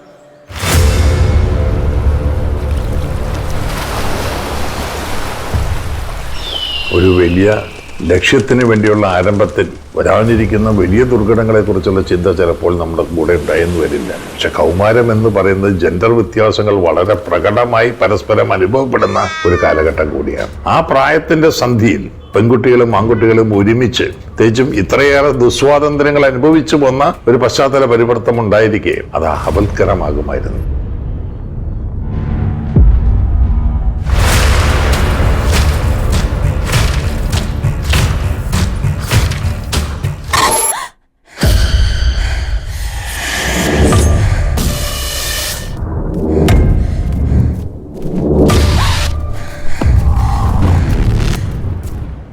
അവിടെയും കൊച്ചി നഗരഹൃദയത്തിന് താങ്ങും തണലും മാർഗദർശകവുമാകാൻ ഡോൺ ബോസ്കോ എന്ന വിശ്വ സഹോദരി പ്രസ്ഥാനം കൂടെ നിന്നു.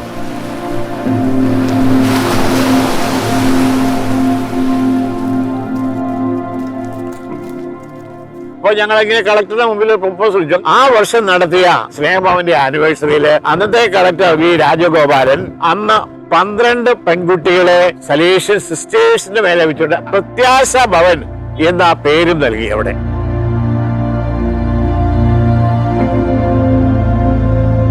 1997 UPAD എന്ന് പറയുന്ന ഒരു project, urban poverty alleviation department, Kochi നഗരസഭയുടെ തന്നെ പ്രാന്തപ്രദേശങ്ങളിൽ താമസിക്കുന്ന, പ്രത്യേകിച്ച് എയ്ഡ്സ് പോലെയുള്ള മാരക രോഗത്തിന് അടിമപ്പെട്ടു പോകുന്ന വ്യക്തികൾ, അതുപോലെ തന്നെ സെക്സ് വർക്കേഴ്സ് ആയിട്ടുള്ള സ്ത്രീകളുടെ മക്കൾ, ഇവർക്കൊക്കെ വേണ്ടിയിട്ട് വാത്സല്യ എന്നുള്ള ഒരു പ്രോജക്റ്റ് ഡോൺ ബോസ്കോയും കൊച്ചി നഗരസഭയും ഒരുമിച്ച് ചേർന്നുകൊണ്ട് തുടങ്ങുകയുണ്ടായി. ബ്രിട്ടീഷ് ഹൈക്കമാൻഡും അതുപോലെ തന്നെ കൊച്ചി നഗരസഭയും ഒക്കെ ചേർന്നിട്ടാണ് ഈ പ്രോജക്റ്റ് തുടങ്ങിയത്. അതിനകത്ത് ഡോൺ ബോസ്കോയാണ് ഈ പ്രോജക്റ്റ് ഇംപ്ലിമെൻ്റ് ചെയ്യുകയുണ്ടായത്. CWC വഴിയാണ് ഇവിടെ കുട്ടികളെ വിടുന്നത്. മിക്കവരും തന്നെ പേരൻസ് ഇല്ലാത്തവരും, അബ്യൂസ് കേസിൽപ്പെട്ടവരും, പിന്നെ ലവ് അഫേഴ്സിൽപ്പെട്ടവരും, പിന്നെ ഹോം ഇല്ലാത്തവരും, സ്റ്റെപ്പ് ഫാദേഴ്സ്, സ്റ്റെപ്പ് മദേഴ്സ്, അങ്ങനെയൊക്കെയുള്ള അനുഭവങ്ങളിലൂടെ കടന്നു പോകുന്ന കുട്ടികളാണ് മിക്കവരും തന്നെ.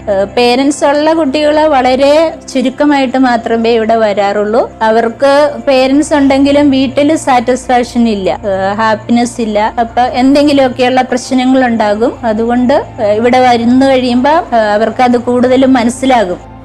എനിക്കൊരു 13-15 വയസ്സുണ്ടാവും. എൻ്റെ ഒപ്പം എൻ്റെ അനിയത്തി ഉണ്ടായിരുന്നു. ഞങ്ങൾ രണ്ടുപേരും കൂടിയാണ് വാത്സല്യത്തിലേക്ക് വന്നത്. അപ്പൻ ഉണ്ടായിരുന്നില്ല, അപ്പം മരിച്ചുപോയി. അമ്മ ഉണ്ടായിരുന്നു. പക്ഷെ അമ്മ കുറച്ചു ഒരു മാനസിക രോഗി ആയതുകൊണ്ട് അമ്മേനെ കൂടെ കൊണ്ടുവന്നില്ല. വരുന്ന സമയത്ത് ഒരുപാട് മെന്റലി ആയാലും ഒത്തിരിയേറെ ഞാൻ വിഷമമുള്ള സമയമൊക്കെ ആയിരുന്നു. ആ സമയത്ത് സ്കൂളിൽ പോകാനൊക്കെ തുടങ്ങിയപ്പോഴേക്കും കുറച്ചും കൂടി ഒരു സന്തോഷമായി. 2001 ഈ പ്രോജക്റ്റ് കംപ്ലീറ്റ് ആയെങ്കിലും വാത്സല്യ ഭവൻ എന്ന് പറയുന്ന സ്ഥാപനം എറണാകുളത്ത് IS പ്രസ് റോഡിൽ അത് തുടർന്നുകൊണ്ട് പോവുകയും പിന്നീട് വടുതല ഭാഗത്തേക്ക് അത് മാറുകയും ഉണ്ടായി. Unfortunately, in that particular center that we had, Don Bosco Vatsalya Bhavan, all the children from class LKG to high school were living together. They had the programs together. And I thought that particular arrangement was extremely unhealthy. ഇപ്പോൾ തമ്മനത്ത് പ്രവർത്തിക്കുന്ന ചെറിയ പെൺകുട്ടികൾക്ക് വേണ്ടിയിട്ടുള്ള സ്ഥാപനം കൊച്ചി നഗരസഭയുടെ തന്നെ ബിൽഡിങ്ങും സ്ഥലവുമാണ്. 2013 Don Bosco വടുതലയുടെ സമീപത്തായിട്ട് നമ്മുടെ Don Bosco Snehabhavan പ്രോജക്റ്റിന്റെ വാത്സല്യഭവൻ അനക്സ് എന്നുള്ള പേരിൽ മുതിർന്ന പെൺകുട്ടികൾക്കായിട്ടുള്ള പ്രസ്ഥാനം രൂപം കൊണ്ടു. അവിടെ ഒരു ബിൽഡിങ്ങും നമുക്ക് ഏകദേശം 25ഓളം പെൺകുട്ടികൾക്ക് ഒരേ സമയത്ത് താമസിച്ച് പഠിക്കുവാനും ഒരു സംവിധാനമായിട്ടത് മാറി. ധരണി എന്ന സ്ഥാപനത്തിൽ നിന്ന് ഒരു ശ്യാമള ടീച്ചർ എന്ന ടീച്ചർ ഞങ്ങളെ പഠിപ്പിക്കാനായിട്ട് വന്നു. ടീച്ചർ എന്നോട് ചോദിച്ചു, ഇങ്ങനെ പഠിക്കാൻ നിനക്ക് താല്പര്യം ഉണ്ടെങ്കിൽ നിനക്കിത് ഒരു പ്രൊഫഷനായിട്ട് എടുത്താൽ എന്താന്ന് ചോദിച്ചു. അപ്പോൾ ഞാൻ അതിലോട്ടൊന്നും ഞാൻ സ്വപ്നം കണ്ടിട്ടില്ല. ശരിക്കും പറഞ്ഞാൽ ആ ഒരു ഇതിലോട്ടൊന്നും പോയിട്ടില്ല. പക്ഷെ പിന്നീട് ഞാനത് ഒരു ദിവസം ഡാൻസ് പഠിച്ച് വന്നപ്പോഴേക്കും എനിക്ക് അതിലൂടെ ഒരു ഇഷ്ടം തോന്നി. പിന്നെ ഡാൻസ് തന്നെ ഒരു പ്രൊഫഷൻ ആക്കിയാൻ എന്താ എന്നുള്ളൊരു ചിന്ത എന്റെ മനസ്സിൽ വന്നു. അങ്ങനെ പിന്നെ ഞാൻ ശ്യാമള ടീച്ചർ വഴി കലാക്ഷേത്ര ഫൗണ്ടേഷൻ ചെന്നൈ അവിടെ ആപ്ലിക്കേഷൻ അയച്ച് വാത്സല്യ പോലെ ബെഹറിംഗ് ഗ്രൂപ്പ് എന്നൊരു ഗ്രൂപ്പ് ഉണ്ട്. അപ്പൊ അവരാണ് എന്നെ ഹെൽപ്പ് ചെയ്തത്. ഞാൻ ഇപ്പൊ ഡിഗ്രി 3rd ഇയർ ആണ് പഠിക്കുന്നത്. വീട്ടില് അപ്പയും അമ്മയും സെപ്പറേറ്റ് ആയി കഴിഞ്ഞപ്പോ ഫാമിലിയിൽ പഠിക്കാനൊന്നും പറ്റാത്തൊരവസ്ഥയും. ഇവിടെ 2 വർഷം നിന്നിട്ട് ഞാൻ ഹാപ്പി ആയിരുന്നു. ഒരിക്കലും ഫാമിലിനെ കുറിച്ച് ആലോചിക്കേണ്ടി വന്നിട്ടില്ല. ഇവിടെ നിന്നപ്പോൾ കിട്ടിയ സൗഭാഗ്യമൊന്നും അവിടെ ചെന്നാൽ കിട്ടൂലെന്ന് ഉറപ്പായിരുന്നു. എനിക്ക് തന്നെ എന്തൊക്കെ കഴിവുണ്ടെന്ന് ഇവിടെ വന്നതിന് ശേഷമാണ് ഞാൻ മനസ്സിലാക്കിയത്. ഇവിടെ സിസ്റ്റർ എല്ലാം ടൈമിങ്ങിന് ചെയ്യിപ്പിക്കുന്ന കാരണം പുറത്ത് ഇവിടെ നിന്ന് ഇറങ്ങിയതിന് ശേഷം എല്ലാം ടൈമിങ്ങിനാണ് ചെയ്യുന്നത്. ഡോൺ ബോസ്കോ സ്നേഹഭവന്റെ ബാൻഡൊക്കെ അന്ന് കാലത്ത് പോലും പള്ളി പരിപാടികൾക്കൊക്കെ പോവുകയും പള്ളി പെരുന്നാളുകൾക്കൊക്കെ പോവുകയും അമ്പലത്തിൽ ഉത്സവത്തിനൊക്കെ പോവുകയും അതുവഴി ഉണ്ടാകുന്ന റെമ്യൂണറേഷൻ, അതുവഴി കിട്ടുന്ന തുക ഈ കുട്ടികൾക്ക് വേണ്ടിയിട്ട് ചെലവഴിക്കുകയും ഒക്കെ ചെയ്യുമായിരുന്നു.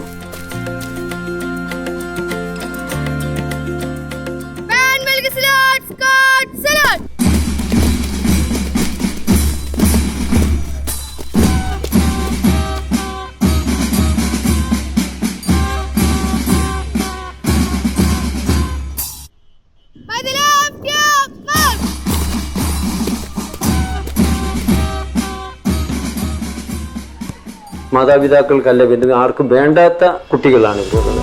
പ്രത്യേകിച്ച് കൊച്ചു കുട്ടികളായിരിക്കുന്നവരെ അവർക്ക് ആർക്കും ഒട്ടും തന്നെ താല്പര്യമില്ല. പകുതിയിലധികം കുട്ടികൾക്ക് ആരും തന്നെ ഇല്ല. കുറച്ചു പേർക്ക് ഇങ്ങനെ കുടുംബമായിട്ട് ആരെങ്കിലുമൊക്കെ ഉള്ളവരായിട്ടുള്ളൂ. അവരുമായിട്ടുള്ള ചില ബന്ധങ്ങളുണ്ട്.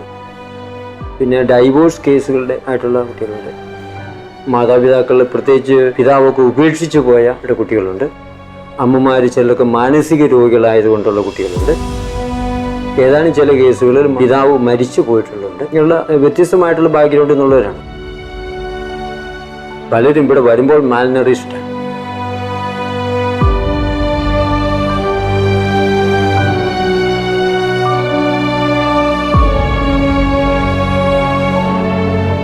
ഒന്നാമത്തെ കാര്യം അവർക്ക് നല്ല ഭക്ഷണം കൊടുക്കുന്നു.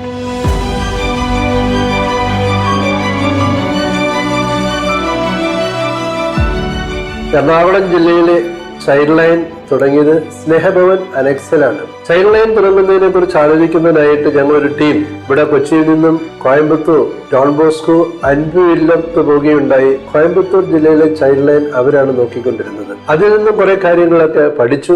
അതിനുശേഷം ഒരു വിദഗ്ധമായ ട്രെയിനിങ്ങിന് വേണ്ടിയിട്ട് ചൈൽഡ് ലൈൻ ഇന്ത്യ ഫൗണ്ടേഷന്റെ തന്നെ സ്ഥാപക മിസസ് ജെറു എറണാകുളത്ത് വരികയും സ്നേഹഭവൻ പ്രോജക്റ്റുമായിട്ട് ബന്ധപ്പെട്ട് എല്ലാവരും ഒരു 3 ദിവസത്തെ ചൈൽഡ് ലൈനെ കുറിച്ചൊരു അവയർനെസ് പ്രോഗ്രാം നടത്തി. അതിന്റെ അവസാനം നോഡൽ ഏജൻസിയായ രാജഗിരി കോളേജുമായിട്ട് സഹകരിച്ചുകൊണ്ട് ഡോൺ ബോസ്കോ സ്നേഹഭവൻ പ്രോജക്ട് 2001 തുടങ്ങിയുണ്ടായി. അങ്ങനെ ചൈൽഡ് ലൈനിന്റെ ആദ്യത്തെ ഡയറക്ടർ എന്ന നിലയിൽ അന്ന് ചൈൽഡ് ലൈനിന്റെ സ്റ്റാഫായിട്ട് കോർഡിനേറ്ററും റെസിഡന്റ് ആയിട്ടുള്ള 3-4 സ്റ്റാഫും പിന്നെ ഡേ സ്റ്റാഫും ഒക്കെ ആയിട്ടാണ് അന്ന് തുടങ്ങിയത്. ആരംഭത്തിൽ തന്നെ അത് വളരെ വിജയപ്രദമായിട്ട് തോന്നി. ധാരാളം കുട്ടികൾക്ക് ഈ ചൈൽഡ് ലൈൻ വഴി സഹായം നൽകുവാനും സാധിച്ചു.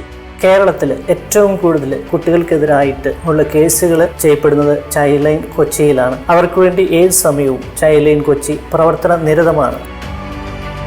ചൈൽഡ് ലൈൻ പ്രസ്ഥാനം ഒരു ജില്ലയിൽ മാത്രം ഒതുങ്ങി നിൽക്കുന്ന ഒരു പ്രസ്ഥാനമായി മാറാതെ കേരളത്തിലെ എല്ലാ ചൈൽഡ് ലൈൻ ജില്ലകളുമായിട്ട് ബന്ധിപ്പിക്കുവാനായിട്ട് സാധിച്ചു. ഒരു കേരള ചൈൽഡ് ലൈൻ മൂവ്മെന്റിലേക്ക് കടന്നു ചെല്ലുവാൻ ഞങ്ങൾക്കന്ന് സാധിച്ചു. കുട്ടികളുടെ സംരക്ഷണവും അവരുടെ പരിരക്ഷയുമായിട്ട് ബന്ധപ്പെട്ട് മുന്നോട്ടുള്ള കാലങ്ങളിലും ചൈൽഡ് ലൈൻ ഏറ്റവും പ്രവർത്തനനിരതമായി തുടരുന്നതാണ്.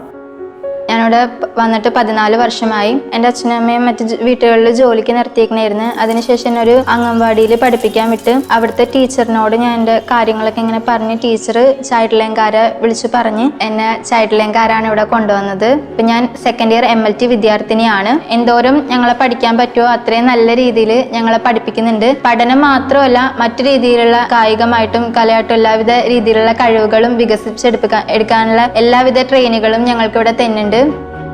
കുട്ടികളുടെ ഇടയിൽ പല പ്രശ്നങ്ങളൊക്കെ ഉണ്ടാവും. പക്ഷെ അത് തീർത്തിരുന്നത് കുട്ടികളുടെ തന്നെ ഒരു കോടതിയാണ്. ചിൽഡ്രൻസ് കോർട്ട് എന്ന് പറഞ്ഞ കുട്ടികളുടെ കോടതി സായനത്തിൽ ചേരുകയും എന്തെങ്കിലും പ്രശ്നങ്ങൾ അവരുടെ സ്ഥാപനത്തിൽ ഉദിക്കുകയും ചെയ്താൽ അത് അവര് തന്നെ ഒരു പരിഹാരം കണ്ടെത്തുന്ന ഒരു പദ്ധതിയായിരുന്നു ചിൽഡ്രൻസ് കോർട്ട്. അത് വളരെ വിജയപ്രദമായിരുന്നു. കുട്ടികളുടെ ഇടയിൽ അച്ചടക്കത്തിനും സന്തോഷത്തിനും ഉപകാരപ്രദമായിരുന്ന ഒരു പ്രവൃത്തിയായിരുന്നു കുട്ടികളുടെ കോടതി. ആ വർഷമായിരുന്നു അവിടെ ആ ബോട്ട് ജെട്ടി നവീകരിക്കാൻ സാധിച്ചത്. ഒരു വിശാല ഹൃദയൻ അത് വന്ന് സ്പോൺസർ ചെയ്യുകയുണ്ടായി. കൂടാതെ വേറൊരു വിശാല ഹൃദയൻ കുട്ടികൾക്ക് ഉല്ലസിക്കാനായിട്ട് അവിടെ ഒരു പാർക്ക് സ്ഥാപിക്കാമെന്ന് പറയും. അങ്ങനെ സ്നേഹഭവന്റെ ആ ഒരു സൈഡിൽ ഗ്രൗണ്ടിന്റെ അങ്ങേയറ്റത്തായിട്ട് നല്ലൊരു പാർക്ക് സ്ഥാപിക്കുകയും കുട്ടികൾക്ക് വളരെ ആഹ്ലാദപ്രദമായിട്ടുള്ള ഒരു അനുഭവം പാർക്ക് വഴി ലഭിക്കുകയും ചെയ്തു. കഴിഞ്ഞ 2 വർഷമായി ഡോൺ ബോസ്കോയുടെ നേതൃത്വത്തിൽ ഡ്രീം എറണാകുളം ജില്ലയിൽ പ്രവർത്തിച്ചു വരികയാണ്. 4000-ഓളം കുട്ടികൾക്കാണ് നമ്മൾ ബോധവൽക്കരണ ക്ലാസ്സുകൾ കൊടുത്തത്. മെയിൻലി ഡ്രഗ് എഡ്യൂക്കേഷൻ റിലേറ്റഡ് ആയിട്ട്. അങ്ങനെ നമ്മൾ ബോധവൽക്കരണം നടത്തി ലഹരി പദാർത്ഥങ്ങൾ ഉപയോഗിക്കുന്ന കുട്ടികൾ നമുക്ക് കൗൺസിലിംഗ് കൊടുക്കുകയും അവരുടെ ലൈഫിലേക്ക് റീഇന്റഗ്രേറ്റ് ചെയ്യുകയും നമ്മളുടെ ഈ പദ്ധതി ഒരുപാട് സഹായിച്ചിട്ടുണ്ട്. സ്കൂൾ കോളേജ് തലത്തിൽ നമ്മൾ ബോധവൽക്കരണ ക്ലാസ്സുകൾ, പേരൻസ് ടീച്ചേഴ്സിന് വേണ്ടിയുള്ള അവബോധന ക്ലാസ്സുകൾ, ലീഡർഷിപ്പ് ക്ലാസ്സുകൾ, ലൈഫ് സ്കിൽ ക്ലാസ്സുകൾ, അങ്ങനെ ഒരുപാട് പ്രോഗ്രാംസ് നമ്മൾ ഡ്രീം എറണാകുളം ജില്ലയിൽ രൂപീകരിച്ചിട്ടുണ്ട്. കഴിഞ്ഞ 6 മാസത്തോളം നമ്മുടെ സോഷ്യൽ ജസ്റ്റിസ് ഡിപ്പാർട്ട്മെന്റുമായി നശമുക്തമായി പ്രവർത്തിച്ച് എറണാകുളം ജില്ലയിൽ 2500-ഓളം ഹോട്ട്സ്പോട്ടുകൾ കണ്ടെത്തുകയും ആ ഹോട്ട്സ്പോട്ടുകൾ എക്സൈസ്, ആന്റി നർക്കോട്ടിക്സ്, പോലീസ് എന്ന മേധാവികൾക്ക് കൈമാറി അത് നിർവീര്യമാക്കാനുള്ള ശ്രമങ്ങളും ഡ്രീം സാഫല്യമാക്കിയിട്ടുണ്ട്. ഡോൺ ബോസ്കോയിലെ തന്നെ അനുബന്ധ പ്രവർത്തനമായ Don Bosco psycho social support സെന്ററിന്റെ ഡയറക്ടറായിട്ട് പ്രവർത്തിക്കുന്നു. ഇവിടെ 2 തരം പ്രവർത്തനങ്ങളാണുള്ളത്. ഒന്ന് സോഷ്യൽ ആക്ടിവിറ്റീസ്, പൊതുജനങ്ങൾക്ക് വേണ്ടിയിട്ടുള്ള ഒരു public library, computer training centre, വിവിധ പരിപാടികൾക്കുള്ള ഹാളുകള്, കറാട്ടെ ട്രെയിനിങ്, മ്യൂസിക്കൽ ട്രെയിനിങ്, കൂടാതെ ബാഡ്മിന്റൺ അക്കാദമി, സ്കേറ്റിംഗ്, ഇതെല്ലാം ഇതിന്റെ ഒരു ഭാഗമാണ്. ഇനി സൈക്കോളജിക്കൽ സൈഡ് എന്ന് പറയുമ്പോൾ കുട്ടികളുടെയും മുതിർന്നവരുടെയും മാനസികമായിട്ടുള്ള അസ്വസ്ഥതകളൊക്കെ മാറ്റുന്നതിന് വേണ്ടിയിട്ട് കൗൺസിലിങ്ങിനും സൈക്കോതെറപ്പിക്കും വേണ്ടിയിട്ടുള്ള സൗകര്യങ്ങൾ ഇവിടെയുണ്ട്. ഒരു പ്രൊഫഷണൽ സൈക്കോളജിസ്റ്റ് എന്ന നിലയിൽ ഞാനിവിടെ Don Bosco psycho social support സെന്ററിന്റെ ഡയറക്ടറായിട്ട് പ്രവർത്തിക്കുന്നു. Kismet is a project run by the Don Bosco Fathers. The full form of Kismet is Kerala Interstate Migrant Alliance for Transformation. The major intervention of Kismet is creating awareness among the migrants, especially on health and hygiene, children's education, different schemes of the governments, and different rights of the migrant laborers. Kismet basically intervene in the cases of migrants, provide legal aid to the migrants, and also bring them closer to the different schemes of the governments. ഞാനൊരു computer course പഠിക്കുന്നുണ്ടായിരുന്നു. അപ്പോൾ അതിൻ്റെ fees ഞാൻ മുഴുവൻ അടിച്ചിട്ടില്ലായിരുന്നു. ഒരു just 2000 മാത്രം ഞാൻ പേ ചെയ്തിട്ടുണ്ടായിരുന്നുള്ളൂ. അതിന് ബാക്കി ഒരു 7800 റുപ്പീസ് കിസ്മത്തിൻ്റെ ഭാഗത്തിൽ നിന്ന് എനിക്ക് അങ്ങനെ കിട്ടി. അവിടെ ഞാൻ അത് പേ ചെയ്തു. പണിയില്ലാത്ത സാഹചര്യത്തിൽ കിസ്മത്ത് ഫൗണ്ടേഷൻ എന്ന ഈ തുക കിട്ടിയതോടെ എനിക്ക് നല്ല പ്രയോജനപ്പെട്ടു ശരിക്കും പറഞ്ഞാൽ.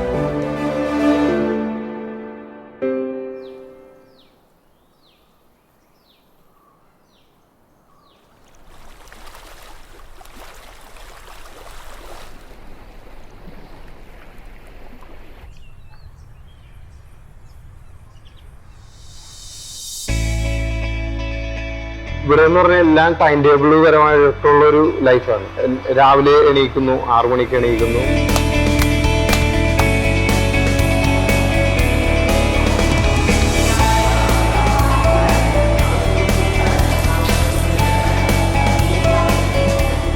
പല്ലൊക്കെ തേച്ച് 6:30 ആകുമ്പോൾ സ്റ്റഡിക്ക് വരുന്നു.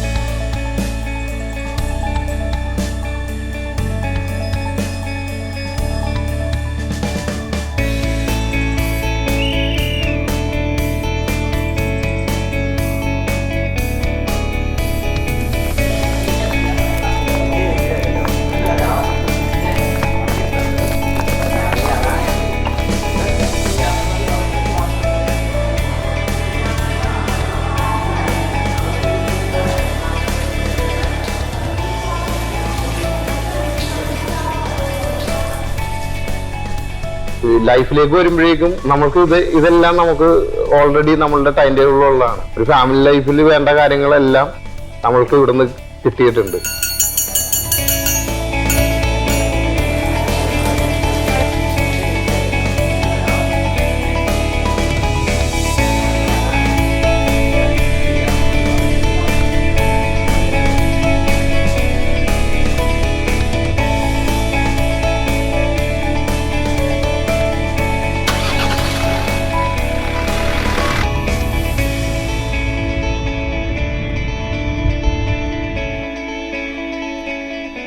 നഗരസഭയുടെ ഭരണാധികാരികളോ ഉദ്യോഗസ്ഥരോ മാത്രം വിചാരിച്ചാൽ ഒരു സമൂഹത്തെ നേർവഴിക്ക് സഞ്ചരിപ്പിക്കാൻ സാധിക്കില്ല, അല്ലെങ്കിൽ മെച്ചപ്പെട്ടൊരു സമൂഹമായി വളർത്തിക്കൊണ്ടുവരാൻ സാധിക്കില്ല. അവിടെ തീർച്ചയായിട്ടും ഇതുപോലെ ഡോൺ ബോസ്കോ പോലെയുള്ള വളരെ കൃത്യമായ സാമൂഹ്യ ക്ഷേമ അജണ്ടകൾ വെച്ചുകൊണ്ട് പ്രവർത്തിക്കുന്ന സ്ഥാപനങ്ങളെ ഇത്തരം കാര്യങ്ങൾ കൂടി സഹകരിപ്പിച്ചുകൊണ്ടാണ് നഗരസഭ മുന്നോട്ട് പോകുന്നത്. It is not a solution work alone. It is of the corporation. Hallmarks or the specialities of Sneha Bhavan. That corporation is the father figure, solutions are the mother figure, and we are a big family in the whole corporation. ലോകമെമ്പാടുമുള്ള Don Bosco സ്ഥാപനങ്ങളിൽ സ്പോർട്സിനും ഗെയിംസിനും വളരെ നിർണായകമായ ഒരു സ്ഥാനമാണുള്ളത്. Don ബോസ്കോയുടെ അഭിപ്രായത്തിൽ Don Bosco സ്ഥാപനങ്ങളുടെ ആത്മാവാണ് സംഗീതവും സ്പോർട്സും ഗെയിംസും. സംഗീതവും സ്പോർട്സും ഗെയിംസും ഇല്ലാത്ത ഒരു ഡോൺ ബോസ്കോ സ്ഥാപനം ആത്മാവില്ലാത്ത ശരീരമാണെന്ന് ഡോൺ ബോസ്കോ എപ്പോഴും പറയാറുണ്ട്.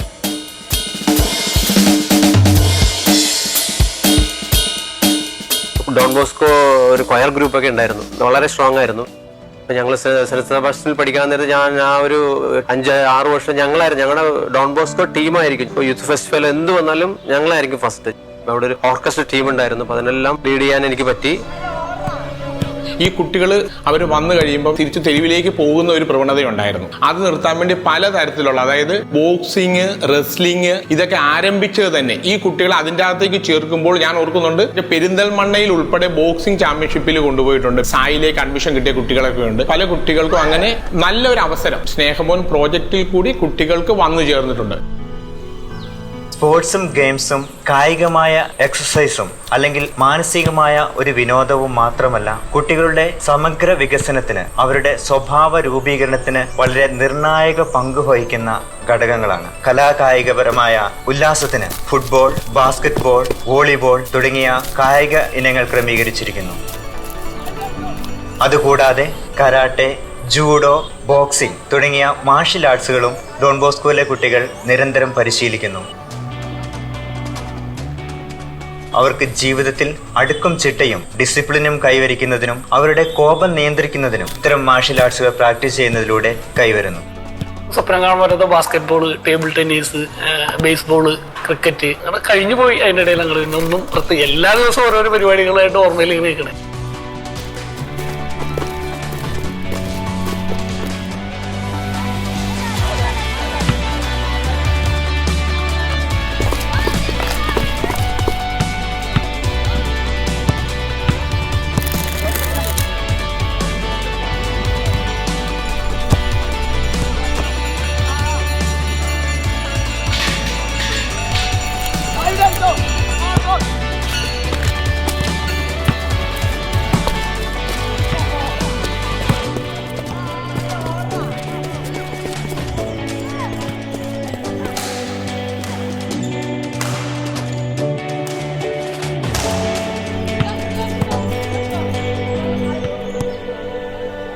ഡ്രോയിങ്സ്, പെൻസിൽ ഡ്രോയിങ്, അങ്ങനെ പെയിൻറ്റിങ് കാര്യങ്ങളൊക്കെ ഞാൻ പഠിച്ചു. പിന്നെ ഗ്രൂപ്പ് ഡാൻസ് ചെയ്യുമായിരുന്നു, പാട്ടൊക്കെ പാടുമായിരുന്നു, എല്ലാം. കാരണം ആ ഒരു കൂട്ടത്തിൽ നിൽക്കുമ്പോൾ മറ്റുള്ളവർക്ക് എന്താ കഴിവ് അത് നമ്മളിലേക്ക് അതും പകരും. സ്കൂളിലേക്ക് എല്ലാ പാർട്ടിസിപ്പേറ്റിംഗ്, എല്ലാ ഗെയിംസിലേക്ക് നമ്മൾ പോകുമായിരുന്നു. കാരണം ആ സ്നേഹത്തിൽ കിട്ടിയ ആ ഒരു ടാലന്റ് കൊണ്ട് നമ്മൾ എപ്പോഴും ഫേമസ് ആയിരുന്നു. എന്റെ അച്ഛൻ മരിച്ചപ്പോഴാണ് എന്റെ അമ്മ ഇവിടെ ആക്കിയത്. ആദ്യം എനിക്ക് ഇവിടെ ഒന്നും പരിചയം ഉണ്ടായിരുന്നില്ല, എല്ലാവരുമായിട്ട് അത്രയും കൂട്ടൊന്നും ഉണ്ടായിരുന്നില്ല. ഞാൻ പതുക്കെ എല്ലാവരോടൊപ്പം ഞാൻ കൂട്ടുകൂടി എല്ലാവരും ഫ്രണ്ടായി വന്നു. എന്റെ മെയിൻ ഒരു ഗെയിം എന്ന് പറഞ്ഞ ഒരു ജൂഡോയാണ്. പിന്നെ ഇവിടുത്തെ ബ്രദേഴ്സും അച്ഛന്മാരും എന്നെ മോട്ടിവേഷൻ ചെയ്ത്, എടാ നിന്നെ കൊണ്ട് സാധിക്കും, നിന്നെ കൊണ്ട് പറ്റും. അങ്ങനെ ഞാനൊരു സ്റ്റേറ്റ് ലെവല് മെഡല് ഞാനൊരു സ്വന്തമാക്കി. അങ്ങനെ ഇപ്പൊ എന്റെ ഏറ്റവും വലിയ ആഗ്രഹം എന്ന് പറയുന്നത് ഒരു നാഷണൽ എങ്ങനെയും ഫസ്റ്റിൽ സെക്കൻഡ് നേടണമെന്നാണ്. ഈ ആഗ്രഹത്തിനാണ് ഞാനിപ്പോ ജൂഡോ പ്രാക്ടീസ് ചെയ്തുകൊണ്ടിരിക്കുന്നത്. അപ്പോൾ ഞാൻ ജൂഡോയിലേക്ക് ഉണ്ടായിരുന്നു. സൗത്ത് ഇന്ത്യൻ റൗണ്ടിലേക്ക് ഇറങ്ങിയപ്പോൾ എനിക്ക് ഒരെണ്ണം ഓപ്പൺ വെയിറ്റിൽ ഗോൾഡ് മെഡലും, ഒരെണ്ണം എൻ്റെ വെയിറ്റിൽ തന്നെ കാറ്റഗറിയിൽ തന്നെ ആ വെയിറ്റിൽ എനിക്ക് ഗോൾഡ് മെഡൽ കിട്ടിയിട്ടുണ്ട്. പോയി മനസ്സിൽ എനിക്ക് ഒത്തിരി സന്തോഷം കിട്ടിയിട്ടുണ്ട് അതിൽ നിന്നും.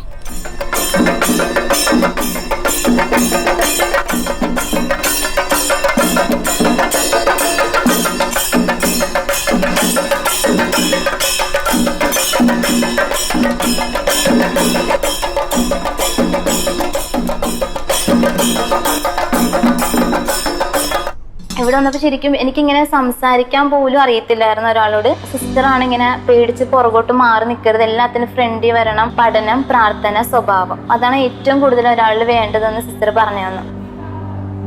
അച്ഛന്മാർ എത്രത്തോളം പഠിക്കാനാണെങ്കിലോ അത്രത്തോളം അച്ഛന്മാർ പഠിപ്പിക്കുമെന്ന്. അതാണ് ഈ സ്ഥാപനത്തിന്റെ പ്രത്യേകത. ഇപ്പൊ ഇവിടെ വിസിറ്റിങ്ങിന് ആരെങ്കിലും വന്നാൽ പോലും 2 വാക്ക് നന്ദി അവർക്ക് പറയാനുള്ള ധൈര്യം, അതെനിക്ക് ശരിക്കും പറഞ്ഞാൽ ഇവിടെ വന്നിട്ടാണ് കിട്ടിയത്. അവർക്ക് ജീവിതത്തിന് ഉതകുന്ന ജീവിത നിപുണതകൾ നേടിയെടുക്കുവാൻ വേണ്ടിയിട്ടുള്ള പരിശീലന പരിപാടികൾ അവർക്കുണ്ട്.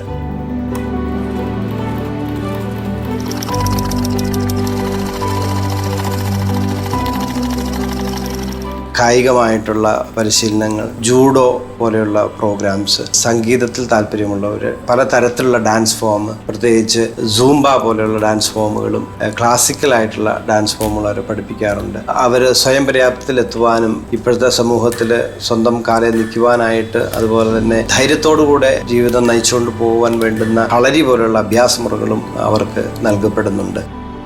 ഞാനിവിടെ വരാൻ കാരണം എൻ്റെ അച്ഛൻ മരിച്ചുപോയി, അമ്മ ഡിവോഴ്സ്ഡ് ആണ്. അപ്പോൾ വീട്ടില് അച്ഛമ്മയും അച്ചാച്ചനും ഉള്ളതുകൊണ്ട് വേറെ ആർക്കും നോക്കാനൊന്നുമില്ല. ഇനി എനിക്കൊരു അനിയനേ ഉള്ളൂ. അപ്പോൾ അങ്ങനെയാണ് ഞാൻ ഇവിടെ വന്നത്. ഇവിടെ വന്നേ പിന്നെ ഒരുപാട് കഴിവുകൾ എനിക്കുണ്ട് എന്ന് മനസ്സിലാവാൻ തുടങ്ങി. പിന്നെ ഇവിടെ ആകുമ്പോൾ അകത്തിരുന്ന് തന്നെ എല്ലാം പഠിക്കാം. പിന്നെ എനിക്കൊരു ഉറപ്പുണ്ട്, എനിക്ക് എന്തെങ്കിലും ചെയ്യാൻ പറഞ്ഞാൽ ചെയ്യാൻ പറ്റും എന്നുള്ളൊരു വിശ്വാസമുണ്ട്. ഞാനൊക്കെ ഫസ്റ്റ് വേണ്ടെന്ന് പറഞ്ഞു, കളരിയൊക്കെ വേണ്ട, എന്തിനാണ് കളരി എന്നൊക്കെ ചോദിച്ചു. ഇപ്പൊ എനിക്ക് തോന്നുന്നു എന്തുകൊണ്ട് ഞാൻ അങ്ങനെ പറഞ്ഞു, അങ്ങനെ എനിക്ക് തോന്നുന്നുണ്ട്.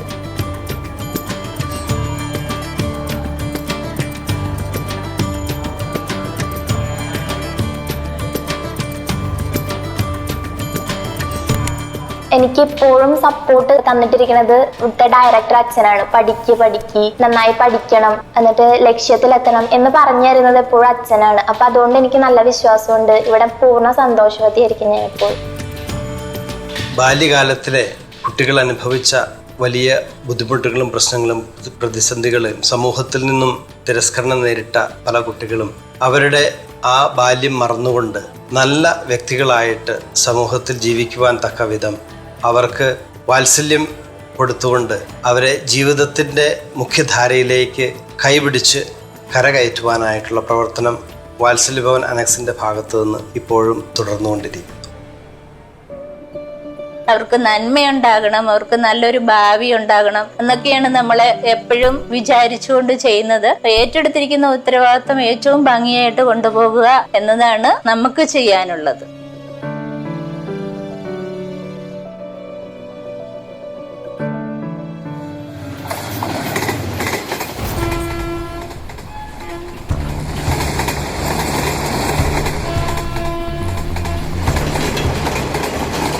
രണ്ടാനച്ഛൻ വീട്ടില് പൊടിയും ഭയങ്കര പ്രശ്നമായതുകൊണ്ട് ഞാൻ വീട്ടിൽ നിന്ന് ചാടിപ്പോന്നു. ഒരു 2-3 ആഴ്ച ഞാൻ ട്രെയിനിൽ പാട്ട് പാടി, ഇങ്ങനെ വയറ്റത്തടിച്ച് പാട്ട് പാടി പൈസ ഉണ്ടാക്കി, അതുകൊണ്ട് ഞാൻ ജീവിക്കുകയാണ്. പിന്നെ ഞാൻ വന്ന് തിരുവനന്തപുരത്ത് സ്റ്റേഷനിൽ ഇറങ്ങി. അവിടെ നിന്ന് തന്നെ പോലീസ് പിടിച്ചു, സ്നേഹഭവൻ എന്ന സ്ഥാപനത്തിൽ കൊണ്ടിട്ടു. ഇവിടെ വന്നപ്പോൾ എനിക്ക് മലയാളം അറിയില്ലായിരുന്നു. എനിക്കൊരു വീടിന്റെ ഫീലിംഗ് ഇവിടെ നിന്നാണ് എനിക്ക് കിട്ടിയത്. ഇവിടെ സ്നേഹം, അമ്മയുടെ സ്നേഹം, അച്ഛൻ്റെ സ്നേഹം, പിന്നെ നല്ല ഫുഡ്, നല്ല വസ്ത്രങ്ങൾ, കളിക്കാൻ നല്ല അവസരം. ആദ്യം വായിക്കാനും എഴുതാനും ഒന്നും അറിയില്ലായിരുന്നു.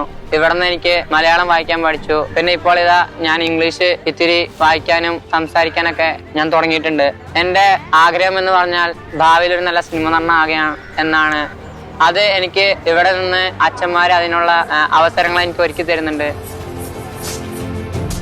നമ്മുടെ പ്രോജക്റ്റ് വഴി വരുന്ന ഹയർ സ്റ്റഡീസ് ചെയ്യുന്ന യുവാക്കളായിട്ടുള്ളവർ അവർ പഠനം എവിടെയാണോ ചെയ്യുന്നത് അവിടെയുള്ള ഹോസ്റ്റൽ ഫെസിലിറ്റി പോലെയുള്ള കാര്യങ്ങൾ നമ്മൾ അറേഞ്ച് ചെയ്ത് കൊടുക്കുകയും, ജോലി ചെയ്യുന്നവരാണെങ്കിൽ ജോലി സ്ഥലത്തിനടുത്ത് നമ്മൾ റൂം ഫെസിലിറ്റി ചെയ്തുകൊണ്ട് അവർ അങ്ങനെ ആ രീതിയിൽ അവരെ പുനരുദ്ധരിപ്പിക്കുകയും ചെയ്യുന്ന രീതിയാണ് ഇപ്പോൾ തുടർന്നുകൊണ്ട് പോകുന്നത്. സ്റ്റീഫൻ മുക്കാട്ടിലച്ഛനായിരുന്നു എന്നെ കമ്പ്യൂട്ടർ പഠനത്തിന് വേണ്ടി ഡോൺ ബോസ്കിലേക്ക് വിട്ടു. ഡിപ്ലോമ ആയിരുന്നു. ഞാൻ IT ടീച്ചറായിട്ട് ഞാൻ പോവുകയാണ് അങ്ങോട്ട്. അതിനുശേഷം ഞാൻ അവിടെ വെച്ചാണ് എൻ്റെ ഡിഗ്രിയും BBA കമ്പ്യൂട്ടർ സയൻസ് എടുത്തു. അതിനുശേഷം MBA എടുത്തു. കറന്റ്ലി ഇപ്പൊ ഞാൻ KKM സോഫ്റ്റ് എന്ന് പറയുന്ന ആട്ടോഡസ് സോഫ്റ്റ്വെയർ കമ്പനിയുടെ സ്റ്റേറ്റ് പ്രൊജക്ട് സെറ്റാണ് ഇപ്പൊ കഴിഞ്ഞ 1 വർഷമായിട്ട് ഞാൻ. സ്വന്തമായിട്ട് തെരുവിൽ അലയുന്ന ആളുകളെ സംരക്ഷിക്കുക, അല്ലെങ്കിൽ മദ്യത്തിന് മയക്കുമരുന്നിന് അടിമപ്പെട്ടവരെ ശുശ്രൂഷിക്കുക, അവരെ കെയറിംഗ് ഹോമിൽ എത്തിക്കുക, അവർക്ക് വേണ്ടുന്ന കാര്യങ്ങൾ ചെയ്യുക. ഇപ്പൊ ചെയ്യുന്നത് അതാണ്. BSc കെമിസ്ട്രി ഇവിടെ വെച്ച് പഠിച്ചായിരുന്നു. അത് കഴിഞ്ഞ് ഈ ഒരു ഡിസിപ്ലിൻഡ് ലൈഫ് ആയതുകൊണ്ട് തന്നെ പുറത്ത് പോയപ്പോഴും എനിക്ക് എൻ്റെ പഠനങ്ങൾ തുടരാൻ കഴിഞ്ഞു. ഞാൻ പോസ്റ്റ് ഗ്രാജുവേറ്റ് ഡിപ്ലോമ കമ്പ്യൂട്ടർ സയൻസിൽ കഴിഞ്ഞു. പിന്നെ പോസ്റ്റ് ഗ്രാജുവേറ്റ് ഡിപ്ലോമ കൗൺസിലിംഗ് സൈക്കോതെറപ്പിയിൽ ഞാൻ എടുത്തിട്ടുണ്ട്. പിന്നെ MBA ഞാൻ ചെയ്തിട്ടുണ്ട്. പിന്നെ ഒരു കൊളോൺ യൂണിവേഴ്സിറ്റിയും യുനിസെഫും കൂടി ചേർന്ന് നടത്തിയ ഒരു ഓൺലൈൻ ഒരു മാസ്റ്റേഴ്സ് ഡിഗ്രി ഉണ്ട്, അതായത് ഡിസാസ്റ്റർ മാനേജ്മെന്റ് എൻവയറൺമെന്റ് സയൻസ്. ഞാൻ അതിലും ഒരു ഡിഗ്രി എടുത്തിട്ടുണ്ട്. ഇന്ന് ഞാനിപ്പോൾ ഒരു ലൈബ്രറിയനായിട്ട് ഒരു കോളേജിൽ ജോലി ചെയ്യുന്നു. അതുകൂടാതെ ലൈബ്രറികൾക്ക് വേണ്ടി ഞാനൊരു സോഫ്റ്റ്വെയർ ഡെവലപ്പ് ചെയ്ത് പല പ്രൊഫഷണൽ കോളേജുകളും ഇന്ന് ആ സോഫ്റ്റ്വെയറും ഉപയോഗിക്കുന്നുണ്ട്. എനിക്കൊരു ചെറിയൊരു സോഫ്റ്റ്വെയർ ഡെവലപ്മെൻറ്റ് ഇനിഷ്യേഷനും ഉണ്ട്. ഇതെല്ലാം എനിക്ക് സാധ്യമായത് ടൈം ടേബിൾ ലൈഫ് എനിക്ക് ഇവിടെ നിന്ന് കിട്ടിയത് കൊണ്ട് മാത്രമാണ്. ഞാൻ വന്ന സമയത്തുള്ള എൻ്റെ ഒരു അവസ്ഥയിൽ നിന്നും ഇപ്പോഴത്തെ ഒരു അവസ്ഥയിലോട്ട് ഞാൻ മാറിയിട്ടുണ്ടെങ്കിൽ അത് വാത്സല്യങ്ങളിൽ വന്നിട്ടാണ്. കാരണം ഇതുപോലത്തെ സാഹചര്യത്തിലൂടെ എനിക്ക് പോകാൻ സാധിച്ചതുകൊണ്ടാണ് ഞാൻ ഇന്ന് ഇവിടെ നിൽക്കുന്നത്. ഇതുപോലത്തെ സാഹചര്യം ആയിരുന്നില്ല ഇതിന് മുന്നേ എനിക്ക്. എൻ്റെ പഴയകാല ജീവിതം എനിക്കിതിപ്പോൾ ഓർക്കുമ്പോൾ ഒക്കെ എനിക്ക് ഭയങ്കര വിഷമമാണ്. കാരണം ആ ഒരു ലെവലിൽ നോക്കുമ്പോൾ ഞാൻ ഇന്ന് ഇവിടെ നിൽക്കാൻ പോലും എനിക്ക് യോഗ്യതയില്ലാത്ത പോലെയാണ്. പ്രത്യേകം സ്നേഹമാണ് ഇവിടുത്തെ ഓരോരുത്തരും എനിക്ക് തന്നേക്കണത്. ഒരിക്കലും മായാണ്ട് നിൽക്കുന്ന ഒരു ഓർമ്മയെന്ന് പറഞ്ഞു കഴിഞ്ഞാല് 10ാം ക്ലാസ്സിലേക്ക് കയറുമ്പോഴാണ് എനിക്ക് ചിക്കൻ ബോക്സ് വന്നത്. അന്ന് ഡോൺ ബോസ്കോയിലെ വലിയ ബിൽഡിങ്ങിൽ ഏറ്റവും മൂലക്ക് നമ്മുടെ പശുത്തൊഴുത്തിന്റെ ഒക്കെ അവിടെ ആയിട്ടുള്ള റൂമാണ് എനിക്ക് കിട്ടിയത്. ഞാൻ ഒറ്റക്കായിരുന്നു, ഒരാളായിട്ടും ബന്ധമില്ല. സണ്ണിയച്ചൻ മാത്രമാണ് എൻ്റെ അടുത്ത് വന്നത്. അപ്പൊ സണ്ണിയച്ചൻ ശരിക്കും കോളേജിൽ പോകുന്നതിന് മുമ്പും രാവിലെ പള്ളിയിൽ പോകുന്നതിന് മുമ്പും ഒരു 7 പ്രാവശ്യം സണ്ണിയച്ചൻ എൻ്റെ റൂമിൽ വരും. അതൊരു വലിയൊരു ബന്ധമായിട്ട് മാറിയിട്ടുണ്ട്. കാര്യം നമ്മളെ അങ്ങനെ ശുശ്രൂഷിക്കേണ്ട ഒരു അവസ്ഥ ആർക്കും വന്നിട്ടില്ല. അന്ന് എനിക്ക് ഏകദേശം 18 ദിവസം 19 ദിവസം എനിക്ക് ഉണ്ടായിരുന്നത്. ബ്രദേഴ്സ് എല്ലാവരും ഞങ്ങൾ 3 പേരും ഇവിടെ ഒന്നിച്ചായിരുന്നു. ഇവിടെ നമ്മൾക്ക് കിട്ടിയ ഒരു ഏറ്റവും വലിയൊരു അനുഭവം എന്ന് പറഞ്ഞാൽ ഞങ്ങൾ എല്ലാവരും ഒരേ സമയത്ത് ഭക്ഷണം കഴിക്കുന്നു, ഒരേ സമയത്ത് കളിക്കുന്നു. നമ്മൾക്ക് എന്ത് വന്നാലും ഒരു കാലൊന്ന് ചെറുതായിട്ട് പൊട്ടിയാലും അപ്പൊ തന്നെ നമ്മുടെ കൂട്ടുകാരി അല്ലെങ്കിൽ നമ്മുടെ കൂടെ ഒപ്പമുള്ള ചേട്ടന്മാരും അനിയന്മാരും ഒക്കെ നമ്മളെ വന്ന് സഹായിക്കുമായിരുന്നു. അതേ സമയത്ത് നമ്മുടെ പുറത്താണ്, നമ്മൾ വീടുമില്ല, ഈ സ്നേഹഭവനിൽ വന്ന് പെട്ടിട്ടുമില്ല എങ്കിൽ നമുക്ക് ആരുണ്ടാവും നമ്മളെ ഒന്ന് സഹായിക്കാൻ? ഒരു പനി വന്നാൽ അല്ലെ ഒരു ചുമ വന്നാൽ ആരുമില്ല. അത് വലിയൊരു അനുഭവം തന്നെയാണ്. നമുക്ക് എന്ത് പറ്റിയാലും നമ്മളെ സപ്പോർട്ട് ചെയ്യാനായിട്ട് അന്ന് സാർമാരുണ്ട്, ബ്രദർമാരുണ്ട്, അച്ഛന്മാരുണ്ട്. ഇപ്പൊ വീട്ടിലാണെങ്കിൽ നമുക്ക് ഈ പറഞ്ഞ ആരും ഉണ്ടാവില്ലായിരുന്നു. കാരണം വേറെ ആരും ഇല്ല. അമ്മയുടെ റൂട്ട്, അപ്പന്റെ റൂട്ട്, നമ്മൾ ഈ 5 കുട്ടികൾ ഒന്നിച്ച്. അതും വീടെന്ന് പറയാനും ഇല്ല, വല്ല കടത്തിനെ അവിടെ ഇവിടെയൊക്കെ ഇട്ടാൽ നമ്മൾ കഴിഞ്ഞു കൂടി പോകും. ഇത് ഈ 2 സംഭവം വലിയൊരു ഹൃദയത്തിൽ തൊട്ട സംഭവങ്ങൾ തന്നെയാണ്. എൻ്റെ പേഴ്സണൽ ലൈഫിൽ എനിക്കത് ഭയങ്കര ഒരു ഇൻസ്പിറേഷൻ ആയിരുന്നു. കാരണം കളിക്കാൻ ഒരുപാട് കൂട്ടുകാർ, ഞാനൊരു മോനാണ്, എനിക്ക് ഇഷ്ടംപോലെ സഹോദരങ്ങളെ കിട്ടിയ ഒരു ഫീലായിരുന്നു. എനിക്കറിയാം വർഷങ്ങൾക്ക് ശേഷം ഞാൻ തിരിച്ച് അവരെ കാണാനായിട്ട് ഇവിടെ വന്നപ്പോഴത്തേക്ക് ഞാൻ പൊട്ടിക്കരയാണ് ഉണ്ടായത്. ഒരുപാട് നാളുകൾക്ക് ശേഷം സഹോദരങ്ങളെ കാണുമ്പോഴുണ്ടാകുന്ന ഒരു സ്നേഹം, അത് ഒറ്റ മോനായി വളർന്ന എനിക്ക് പിന്നീട് ജീവിതത്തിൽ ഒരുപാട് താങ്ങായിട്ടുള്ളതാണ് എൻ്റെ സുഹൃത്തുക്കൾ. ഞാൻ ഒരുമിച്ച് പഠിച്ച സമയത്തുണ്ടായിരുന്ന ആ ഒരു കൂട്ടുകെട്ട് ഇന്നും എന്നെ സ്ഥിരമായി വിളിക്കുകയും എൻ്റെ വിശേഷങ്ങൾ അന്വേഷിക്കുകയും ചെയ്യുന്ന ഒരേ ഒരു കാറ്റഗറി ഞങ്ങൾ സ്നേഹഭവനിൽ നിന്നും ഡോൺ ബോസ്കോയിൽ നിന്നും പാസ് ചെയ്തു പോയ വിദ്യാർത്ഥികൾ മാത്രമാണ്. സ്കൂളുകളിൽ പോകുന്ന മുമ്പ് ഞങ്ങൾക്ക് ഒരു അരമണിക്കൂർ നേരം പണിയുണ്ട് എല്ലാവർക്കും, മോർണിംഗ് ജോബ് എന്ന് പറയും. അപ്പൊ ആ ഒരു മാസം എനിക്ക് കിട്ടിയത് ഞങ്ങളുടെ ടോയ്ലറ്റ് ക്ലീനിങ് ആയിരുന്നു. ഒരു ദിവസം അച്ഛൻ അകത്തെ കയറി, ഞങ്ങൾ എങ്ങനെ ജോലി ചെയ്യണമെന്ന് അറിയാം, അകത്തെ കയറി വന്നപ്പോൾ കണ്ട് അച്ഛൻ ഞങ്ങൾ വെറുതെ വെള്ളം ഒഴിച്ച് ജസ്റ്റ് ചെയ്യുന്നു. ഇത് കണ്ടിട്ട് അച്ഛൻ എന്തിനാ ഉടനെ അച്ഛൻ വന്നിട്ട് അവിടെ ചാരം അച്ഛൻ തന്നെ എടുത്ത് ഒരു മടലെടുത്ത് അച്ഛൻ ആ ആദ്യത്തെ ടോയ്ലറ്റിലേക്ക് ഇതെല്ലാം ഇട്ട് അച്ഛൻ ക്ലോസറ്റിൽ ഞങ്ങളെ കാണിച്ചു തന്നു ഇതിങ്ങനെ ക്ലീൻ ചെയ്യുന്നു. അപ്പൊ ആ സംഭവം ഞാൻ ഇന്നും എന്റെ ഓർമ്മയിലുണ്ട്. ഞാൻ എന്റെ കുട്ടികൾക്ക് പോലും അത് ഇപ്പോഴും ഞാൻ പറഞ്ഞ് കൊടുക്കാറുണ്ട്. ഏത് ജോലിയും അതിൻ്റെതായ വാല്യൂ ഉണ്ടെന്ന് എനിക്ക് മനസ്സിലായ ഒരു സംഭവങ്ങളൊന്നാണ്. 11 വർഷത്തിൽ ഏറ്റവും കൂടുതൽ മനസ്സിലാക്കിയ കാര്യം സമയം കറക്റ്റായിട്ട് യൂസ് ചെയ്ത് കഴിഞ്ഞാൽ നമ്മുടെ ജീവിതത്തിൽ ഒരു പ്രശ്നങ്ങളുണ്ടാവും. ആവശ്യമില്ലാത്ത ചിന്തകളും വരില്ല, വഴക്കലുണ്ടാവില്ല. അത് ഡോൺ ബോസ്കോയിൽ നിന്ന് പഠിച്ചൊരു കാര്യം. നമ്മൾക്ക് ഏത് സാഹചര്യത്തോടും ഇണങ്ങിച്ചേരാൻ പറ്റുന്ന ഒരു ലൈഫായിരുന്നു ഇവിടെ. എന്ത് ജോലിയും ചെയ്യാം, ആരുടെ മുമ്പിൽ പോയിട്ട് നമുക്ക് സംസാരിക്കാം, ആരും എവിടെങ്കിലും പോയി നിന്ന് നമുക്ക് മാറി നിന്ന് നിൽക്കേണ്ട ഒരു അവസ്ഥ വന്നില്ല. ഉള്ളതിലും ഇല്ലായ്മയിലും നന്നായി വളരുവാനായിട്ട് പഠിച്ചിട്ടുണ്ട്. നമ്മൾ എത്ര ബുദ്ധിമുട്ട് വന്നാലും നമുക്ക് അതിൽ അഡ്ജസ്റ്റഡ് ആയി പോകാൻ പറ്റും. ഇംഗ്ലീഷിനോടുള്ള ഒരു പരിജ്ഞാനം അന്നേ ഉണ്ടായിരുന്നു. അതാണ് എനിക്ക് ആ സ്ഥാപനത്തിൽ നിന്ന് കിട്ടിയത്. ഇപ്പോഴും അതെ. വീട് വെച്ച് പിന്നെ കുടുംബമായി നമ്മ നല്ലൊരു നിലയിലെത്തി നമുക്ക് നാട്ടിലൊരു പേരുള്ള വിധത്തിലേക്ക് എത്തിച്ചതിന് എനിക്കെന്ന് പറഞ്ഞാൽ എനിക്ക് സ്നേഹഭവനോടൊരു കടപ്പാടുണ്ട്. പ്രത്യേകിച്ച് ഈ ഡോൺ ബോസ്കോയിലെ വൈദികരും ബ്രദർമാരും കാര്യം എല്ലാം ഒരു ക്ലാസ് ആയിരുന്നു. അപ്പൊ അതൊരു വലിയ പാഠമാണ് ജീവിതത്തിൽ. ഈ സ്ഥാപനത്തിലുള്ള വൈദികർക്കുണ്ടാകുന്ന ജോലിയും അവർക്കുണ്ടാകുന്ന കാര്യങ്ങൾക്കും മറ്റുള്ള സ്ഥലത്തുണ്ടാകുന്നതിൽ നിന്ന് വ്യത്യസ്തമായ രീതിയാണ്. അവർക്ക് കുട്ടികളോട് ഇടപെടേണ്ടി വരും. അവരുടെ ദൈനംദിന പ്രവർത്തനങ്ങൾ ഏത് നിമിഷവും എന്തും സംഭവിക്കാൻ പറ്റുന്ന ചുറ്റുപാടുകളാണ് ഇപ്പോൾ ഉള്ളത്. അവർ എപ്പോഴും ശ്രദ്ധാലുക്കളായിരിക്കണമല്ലോ. ഇത് ഒരു നിസ്സാരമായ സംഭവമല്ല കുട്ടികളുമായിട്ട് ഇടപഴകുമ്പോൾ. അവിടുന്ന് പഠിച്ചുപോയ പല കുട്ടികളും പറയുന്ന ഒരു നല്ലൊരു സംഗതിയാണ്, അവർക്ക് നല്ലൊരു വ്യക്തിത്വം സ്നേഹഭവൻ പ്രോജക്റ്റിൽ കൂടി നേടാൻ സാധിച്ചു എന്നുള്ളത്.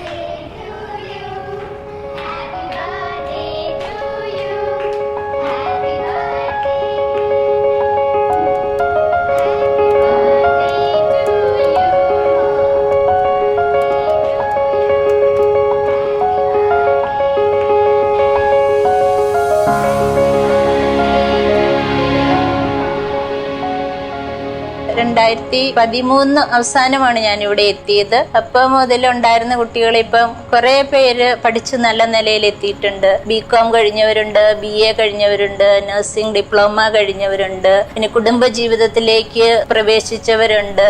അങ്ങനെ ഒത്തിരി പേര് നല്ല നിലയിലേക്കായിട്ട് ജീവിക്കുന്നവരുണ്ട്. ഓട്ടോറിക്ഷയിൽ തന്നെ എനിക്ക് 3 പെൺമക്കൾ എനിക്ക് ജനിച്ച് ആ ഓട്ടോറിക്ഷയിൽ തന്നെ ഞാൻ അവരുടെ എല്ലാ കാര്യങ്ങളും നടത്തി എൻ്റെ 3 പേരുടെ വിവാഹം കഴിച്ച്. എൻ്റെ ഒരു വൈഫ് +2 ടീച്ചറാണ്. 2 കുട്ടികളാണ്. ഒരാള് 12th, ഒരാൾ 9th. 2 കുട്ടികളുണ്ട്. മകള് MCom കഴിഞ്ഞു നിൽക്കുന്നു, ഒരു മകള് BBA കഴിഞ്ഞു നിൽക്കുന്നു. വൈഫും 2 ആൺപിള്ളേരുമാണ് വീട്ടിലുള്ളത്. മൂത്ത മോൻ ഇപ്പോൾ +2 പരീക്ഷ എഴുതുന്നു, രണ്ടാമത്തെ മോൻ 10th പരീക്ഷ എഴുതുന്നു. 2 പെൺകുട്ടികളുള്ളത്. 2 പേരും കല്യാണം കഴിഞ്ഞു. മൂത്ത ആള് കാനഡയിലാണ്. രണ്ടാമത്തെ മോളുടെ കല്യാണം കഴിഞ്ഞു. അതിപ്പോ MTech ഫൈനൽ ഇയർ ആണ്. ഒരു പെൺകുഞ്ഞുണ്ട്, സ്നേഹ എന്നാണ് പേരിട്ടിരിക്കുന്നത്. അത് ഞാൻ സ്നേഹഭവന്റെ പേരിനെ ഓർമ്മിപ്പിക്കാൻ വേണ്ടിയാണ് ഞാൻ എൻ്റെ മോൾക്ക് സ്നേഹ എന്ന് പേരിട്ടത്. എൻ്റെ 3 കുട്ടികൾ, ഇവരാണ് ഞങ്ങളുടെ കുടുംബം. ഞങ്ങളുടെ കുടുംബത്തിലാണെങ്കിലും എനിക്ക് തോന്നുന്നു ഡോൺ ബോസ്കോ തന്ന ഐശ്വര്യവും ഒക്കെ ഞങ്ങളുടെ കുടുംബത്തിലുമാണ്. പല കാര്യങ്ങൾ കൊണ്ട് നമുക്ക് ജീവിതത്തിൽ വിജയിക്കുവാനായിട്ട് സാധിച്ചിട്ടുണ്ടെങ്കിൽ, ഇവിടെ വരെ എത്താൻ പറ്റിയിട്ടുണ്ടെങ്കിൽ, ബിക്കോസ് ആ സിസ്റ്റമാണ് നമ്മളെ അതിനുവേണ്ടി പ്രേരിപ്പിച്ചിട്ടുള്ളത്, ഇൻഫ്ലുവൻസ് ചെയ്തേക്കുന്നത്. എനിക്ക് ഒരു മോളുണ്ട്, ജോന എന്നാണ് പേര്. ഞങ്ങൾ നല്ലൊരു ഹാപ്പി ഫാമിലി ആയിട്ട് നിൽക്കുന്നു. Well, there is a fact, and I think a word can summarize this fact, is happiness. Whenever I'm coming in Snabavan for the last years, all the kids who are there are always happy. And even now, when they are 27, because I'm lucky because I've still some touch with them, and happiness is still there. So it's different because it's a family. So when you see all this, you must think about it, and so their backgrounds of the kids are very difficult sometimes. They are coming from street, but they feel happy. And I think the Don Bosco program is part of the answer, clearly. India മഹാരാജ്യത്തെ ആദ്യത്തെ തെരുവിലെ കുട്ടികൾക്ക് വേണ്ടിയിട്ടുള്ള ഒരു പുനരധിവാസ പദ്ധതിയാണ് Don Bosco Snehabhavan.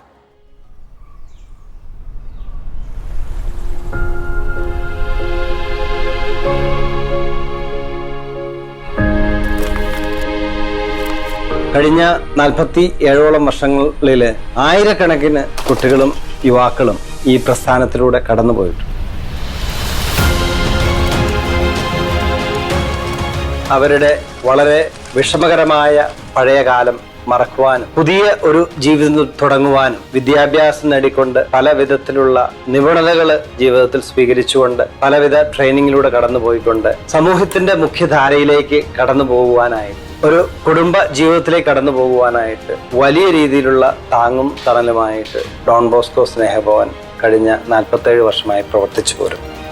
ഒരു value based ഒരു ജീവിതം ഇപ്പോൾ നയിക്കാൻ പറ്റുന്നുണ്ടെങ്കിൽ അതിനുള്ള ഒരു ഏറ്റവും പ്രധാനപ്പെട്ട കാര്യം എൻ്റെ ഈ 12 വർഷക്കാലത്തെ ഡോൺ ബോസ്കോ സ്നേഹഭവന്റെ ഫോർമേഷനാണ്. കല്യാണം കഴിഞ്ഞ് ഇവിടെ ഞങ്ങൾ വത്സല്യമെന്നൊക്കെ പോയിട്ട് കുറേ നാളായി. പക്ഷെ എന്നാലും അന്നത്തെ ഉള്ള ആ ഒരു ലൈഫ് തന്നെയാണ് ഇപ്പോഴും ഞങ്ങൾ അത് ഫോളോ ചെയ്യാൻ ഇപ്പോഴും ഓർക്കും. കാരണം അത് ആ പഠിച്ച രീതിയിൽ അന്ന് സിസ്റ്റേഴ്സും അമ്മച്ചിയൊക്കെ പഠിപ്പിച്ച ആ ഒരു രീതിയുടെ ഗുണമാണ് എൻ്റെ ലൈഫിൽ കാണുന്നത്. 10 വർഷം ഞാൻ ജീവിതം എന്താണെന്ന് ശരിക്കും പഠിച്ചത് അവിടെ വന്നപ്പോഴാണ്. അവരുടെ ഇത്ര ഒരു പടി മുന്നോട്ട് ജീവിച്ച് കാണിക്കണം എന്നുള്ള ഒരു അംബീഷൻ എനിക്കുണ്ടായിരുന്നു. ഈ സ്ഥാപനത്തിൽ വന്നുകൊണ്ട് എനിക്കത് 100 അതിൽ കൂടുതൽ ഞാൻ സാറ്റിസ്ഫൈഡ് ആണ്.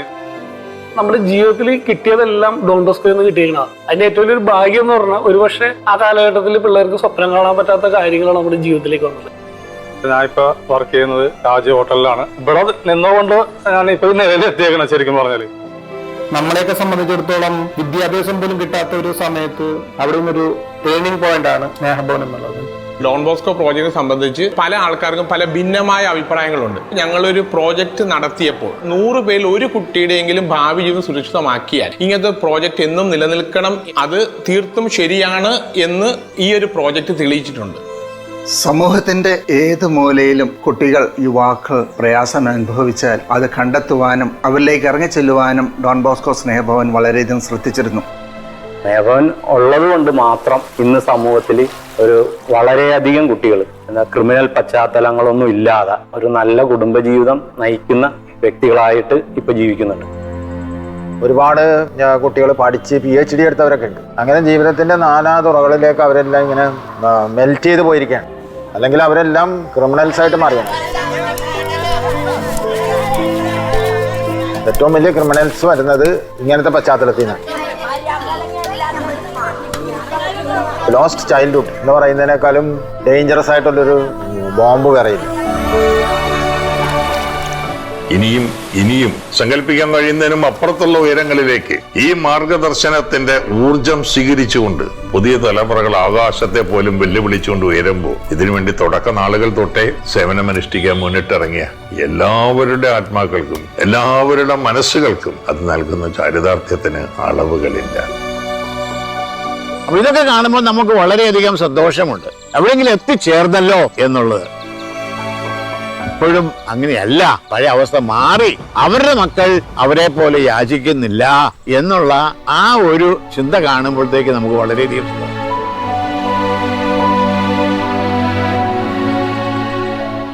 ഇത് തുടങ്ങുന്ന കാലഘട്ടത്തിൽ ഇതൊരു 6 മാസം തികച്ചെടുത്താൽ നമ്മൾ വിജയിച്ചു എന്ന് അഭിമാനിക്കുന്ന സമയത്താണ് എനിക്കിപ്പോ 50ാം വാർഷികം അത് ആഘോഷിക്കുന്നു എന്ന് കേട്ടപ്പോൾ അത്ഭുതം വന്നത്. സ്നേഹഭവൻ വളരെ ഒരു സ്നേഹം നിറഞ്ഞ ഒരു ഭവനമായിരുന്നു. നാളെയുടെ നന്മ ഇന്നിന്റെ കരുതലും ഇന്നലെയുടെ വേദനയുമായിരുന്നു എന്ന തിരിച്ചറിവാണ് ഈ സേവന ശുശ്രൂഷയുടെ അടിസ്ഥാന സൂത്രവാക്യം തന്നെ.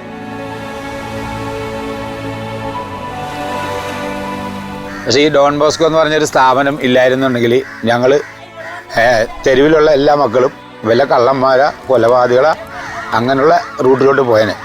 പക്ഷെ അന്നത്തെ അച്ഛൻ വർഗീസ് അച്ഛൻ ഞങ്ങളെ വിളിച്ചുകൊണ്ട് വന്ന് മക്കളെപ്പോലെ നോക്കി വളർത്തിക്കൊണ്ട് ഇന്നിപ്പോൾ ഞങ്ങൾക്ക് എല്ലാവർക്കും ഓരോ കുടുംബവും ഭാര്യയും മക്കളും മക്കളുടെ മക്കളും എല്ലാം ആയി. അതുകൊണ്ട് ഈ സ്ഥാപനത്തോടും ഈ സ്ഥാപനത്തിലിരിക്കുന്ന മേലധികാരികളോടും എല്ലാവർക്കും ഞങ്ങൾ മരിക്കുന്നിടം വരെ ഞങ്ങൾ നന്ദിയുള്ളവരായിരിക്കും.